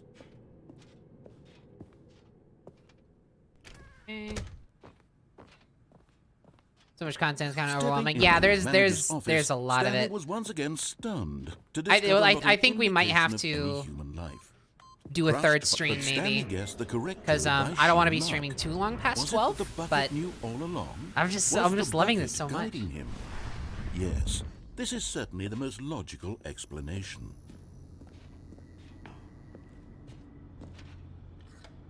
I love how, like, the alternate bucket endings, for the most part, aren't just, like, re-dialogued versions. Like, well, I mean, okay, so, like, quite a few of them are, but they change the context enough that it feels just like a completely separate thing. And it's all just, like, completely Stanley originally written. Straight Like, they're ahead not just changing around words. They're literally, like, rewriting the whole thing. And then in a lot of cases, like, changing the way the game plays out. It's so clever, and it's just, like, it's exactly what you'd want from something like this. It's really fucking fun. The large door that read, Mind Control Facility. Like, the moment in this game where you realize that every ending from the original game has a bucket variant it's mind-boggling. It's so funny. It's so good. It's such an insane realization, because it's like, although this passageway wow. had the word escape written on it, the truth was that at the end of this hall, What? Stanley and the bucket would both meet a violent death. Okay. I'll go for it. I'm not really. The door behind them was not shut. Stanley and the bucket still had every opportunity to turn around and get back on track. At this point, Stanley and the bucket were knowingly walking forward into a very painful death for each of them. Yeah, I haven't had a super good day. I don't know. I'm not super emotionally attached to a lot of stuff right now, so I'm just kind of like, whatever. Whatever happens, happens.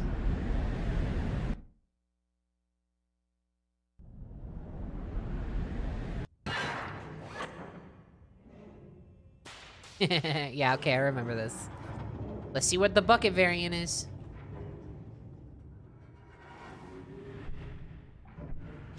As the machine whirred into motion and Stanley and the bucket inched closer to their demise, Stanley reflected on how meaningless the bucket's warmth and comfort had turned out to be.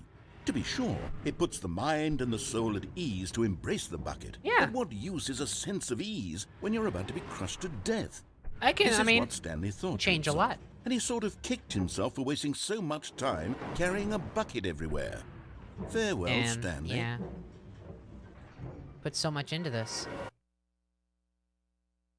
"Farewell, Stanley," cried the narrator. Oh, yeah! As Stanley and the bucket were led helplessly into the enormous metal jaws. In a single visceral instant, the bucket's life came to an end as it was crushed violently. I forgot! Oh my god!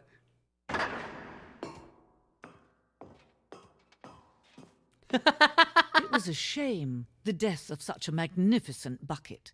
It's true that all buckets are radiant in their own way, but this one stood above the rest. Damn. It was a glorious bucket to behold. It really was great. Oh my god, are they gonna do Bucket Museum? Bucket welcomes you to the grand exhibit. You are standing at the precipice of knowledge. Much like a bucket itself, the human mind is frequently empty within. Caverner's void. But through use of the exhibit in front of you, the mind becomes full and enriched and substantiated. Knowledge of the bucket and its history is the only true knowledge we really have. Will you take what you learn here out with you into the world? Will you accept with an open mind what may be challenging about the information in this exhibit? Will you change the lives of yourself and your loved ones as a result of this exhibit? It's weird seeing this game after getting back home from work. I'm sorry, it's weird. I hope you're having a good time. Will you change the lives of... Hey, how about this? Next time you go to work, check see if there's a bucket you can carry around. It'll probably change things for you. Will you change the lives of yourself and your loved ones as a result of this exhibit, or will you turn a blind eye and continue to live as you were in ignorance and darkness? Holy shit. Explosives, thank you for the sub. Woohoo! Oh my god. Can you see how arrogant it was for Stanley to take a bucket like this and to claim it for his own? Can you see the hubris that blinded him? Can you see that the bucket is far more noble than Stanley will ever be in his short life? Is it just me, or is this, like, really satisfying to look at? Like, does anyone agree? Like, something about the way this is, like, shaded and, like, the way that the texture looks, like, kind of, like, I don't want to stop looking at it. It's really good. A photograph of 25 buckets. That has to be more than 25 buckets. 25 buckets. The greatest number of buckets ever captured on camera. The photographer experienced catatonic shock for several weeks as a result of the euphoria of exposure to this many buckets at once.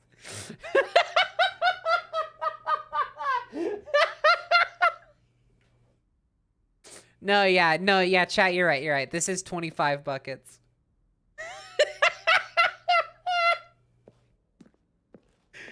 Fuck, oh my god, fuck. So funny.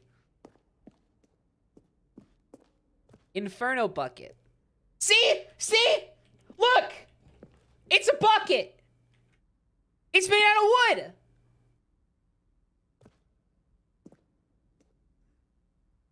A replica of the Inferno bucket, which in the medieval era was so powerfully alluring that it drove dozens of nations to war with one another for control of it. Billions died, and yet in spite of it all, the simple fact remains, no one can control a bucket.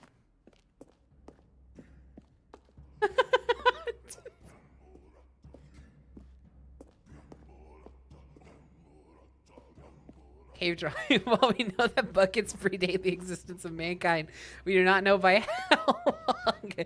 This cave drawing depicts early man's discovery of the practical uses of the bucket, by which time the bucket had already likely been around for several millennia. Notice in these drawings that the bucket is allowing itself to be used, having judged humanity to be worthy of its treasures. Fuck. Oh my god. No man can own a bucket. And certainly not a bucket as dazzling to behold as this one. It is man who should kneel before the bucket. The hanging bucket. This piece symbolizes the necessary relationship between bucket and humanity.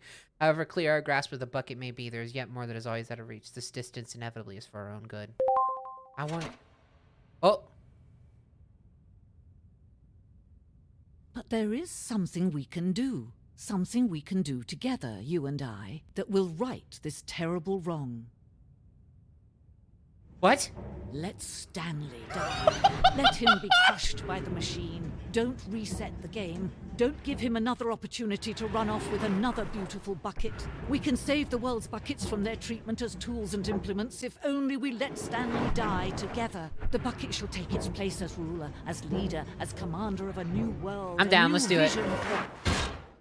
Cool. Good ending. Good ending discovered. That's the best ending of the game. All right.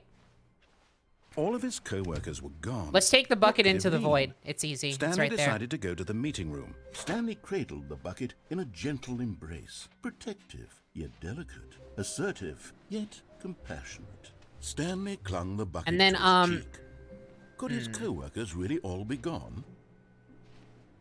I want to say this might be the last one I do tonight, since it's officially 12. We'll see.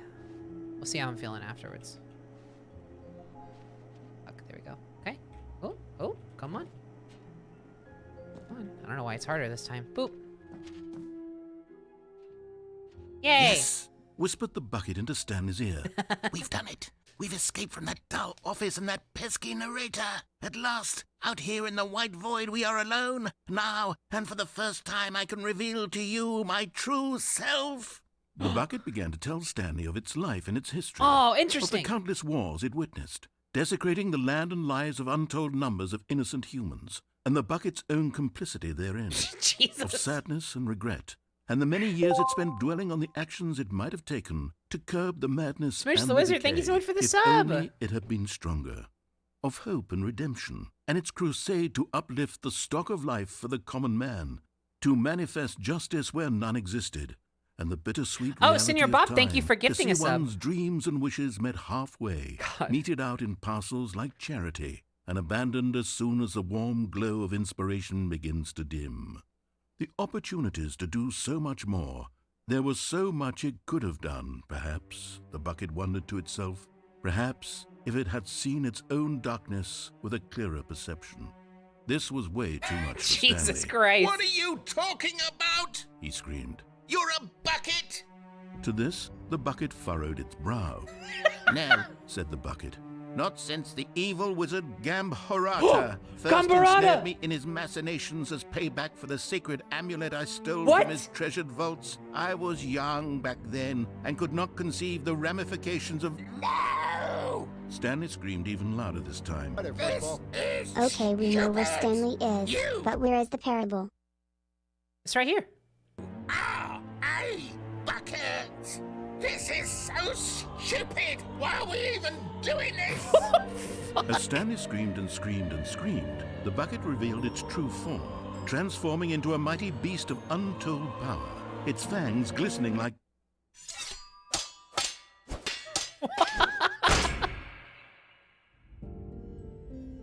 My God. What Stanley, the fuck? You did it.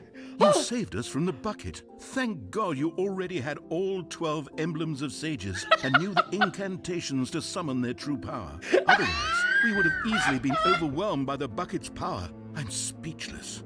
You've demonstrated such bravery here today. Come, let's restart the game, and we'll agree to never again go trifling with this bucket, nor the dark magic cast away inside of it. Oh my God.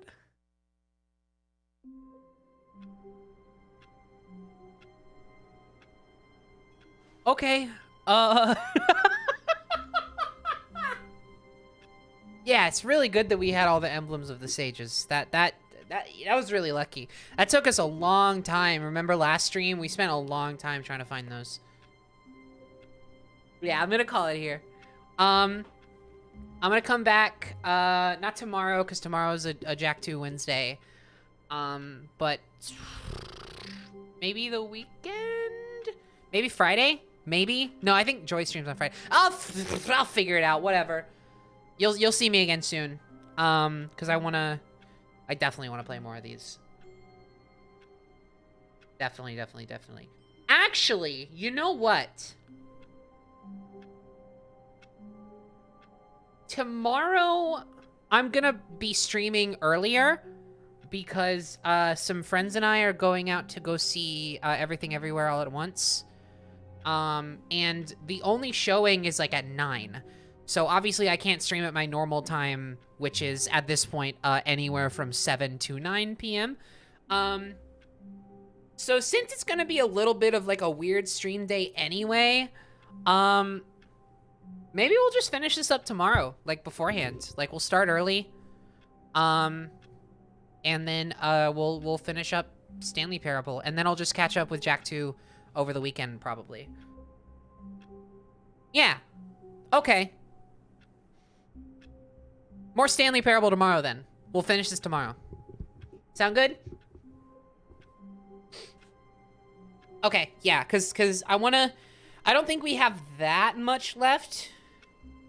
I'll have to, what I wanna do is I wanna look up like playthroughs of the original game and just like go through all of the ending variations we haven't done by seeing what endings are even in the original one. I know we started one. We started the one at 4:30, and then I missed a door, and chat started yelling at me, and I got stressed out, so so I skipped it. We'll do that one tomorrow. We can maybe start with that one. I don't know. But yeah. But that'll be what I do in between now and then. Is I'll go back and I'll see what's in the original game, and then we'll sort of figure out. Creator of the game just shouted you out. What? Is that true? Are you fucking with me? Are you hecking around with me? Oh my God, no you're not.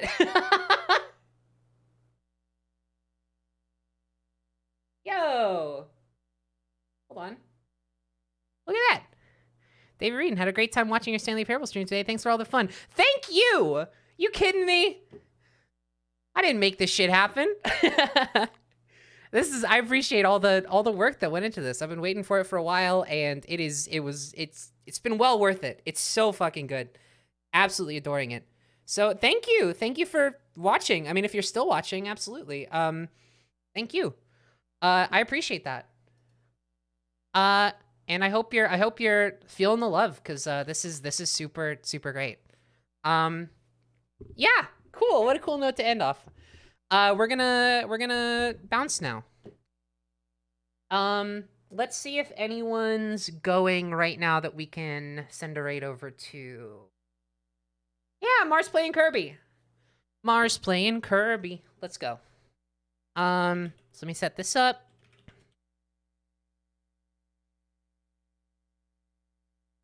Mark going as always. I know. Yeah, he's on the grind set. He's fucking insane with it. Love that dude. Raid phrase. I don't know. Do whatever y'all want. Oh yeah, no. Do 3. Never mind. Do 3. Raid phrase 3. All right, y'all. Thank you so much for dropping by. Thank you, as usual, for all the support. Every new sub, every first-time chatter, thank you. I really appreciate it so much. And yeah, I hope y'all have a great one, and I'm excited for tomorrow when hopefully we can finish this out and just have a good time seeing what all is left. Some crazy stuff in this one tonight. Which was just, oh my god, I love this game. I'm in love. I said this on Twitter after last stream. I did not know how much I needed new Stanley Parable jokes in my life. This has been just such an absolute treat. And there's even more. There's even more we haven't seen. So have a great one, y'all. Please take care. Please be good to yourselves, and just do your best to stay chill, stay kind, and treat yourself well. And I'll see you hopefully tomorrow, assuming everything goes well. Okay, bye. Go say hi to Mar for me. See ya.